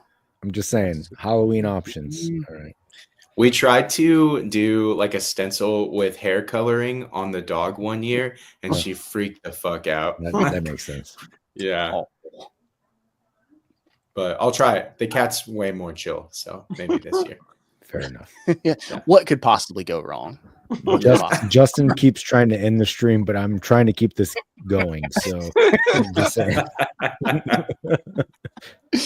No, I think we are going to end it here. Thank you everybody for watching. Like, this is record viewership on a very unorganized, just laid back talking stream. So it's, if you want more of this, tune in every Saturday, because we do have topics, but we ramble and we have fun here. But guys, thank you all for watching, whether you're here live or on the replay. I do want to bring up, and we can thank our channel members one more time. So we have the Justified MVP, Z-Man12 Bat, the OG original Justified member, Legion X, aka Rick, Compulsive Collector, aka John, aka our #1 fan. Then John Morrissey, my best friend in the entire world, John Morrissey. He hates Kenny. Don't listen to anything Kenny has to say. David, Evan, and Smith. They help keep this show going. Thank you so much, David. St. James, the patron saint of collecting. Dan, who reviews, the inspiration for the channel, if you will. Christopher Allen, Displayed Once, aka Rich M, aka Zordon. Kurt K, Kenny, and Counterculture. Right there. Right there. Under Andrew, under the basement, Kenny. What the sub basement? The basement of the basement. Uh-oh. And where's David down there? Cole's Cave, one of the best up-and-coming toy photographers. Make sure you go follow Cole's Cave on Instagram. And then we get into the newer members, these long names. Wookie Jesus of Nazareth. She's my new favorite person, actually. Yeah. Thank you, Wookie Jesus. I'm going to say that randomly throughout the day at work tomorrow. Thank you, Jesus. Thank you, Wookie Jesus. Thank you, Wookie Jesus. It started with a click. Shelly, Cheeky Monkey Kiara, aka Jay's better half, Lord of Brooklyn, BK for life, and yes, sir. And then I do want to thank our newer channel members. Sorry, I can't go through and find them all right now because StreamYard does not show me. But one is right here on the channel right now. Your boys got toys right under me. So thank you, everybody. I will have the graphic updated next week to thank all the new channel members as well. Also, thank you, St. James, for the super chat. You are not only a channel member, but you dropped a super chat. That means you are super justified, St. James. The most justified. You get the there it is. Okay. Right there. The graphic that took forever to make. It's super simple, but took forever. But thank you, everybody, for being here. Tune in next week for David. I'm probably going to let you run with it. We're probably going to do the topic we were going to do this week. We'll just push it next week. That'll be kind of your show to run. You know a lot about that. Maybe we'll see if Rick wants to come on and discuss that topic as well. Yeah, that'll be fun. So, guys, appreciate everybody. You can follow all these wonderful people on Instagram. You can follow Kenny on YouTube. Click all the buttons down below after you click that join button. But until next week, I appreciate you guys.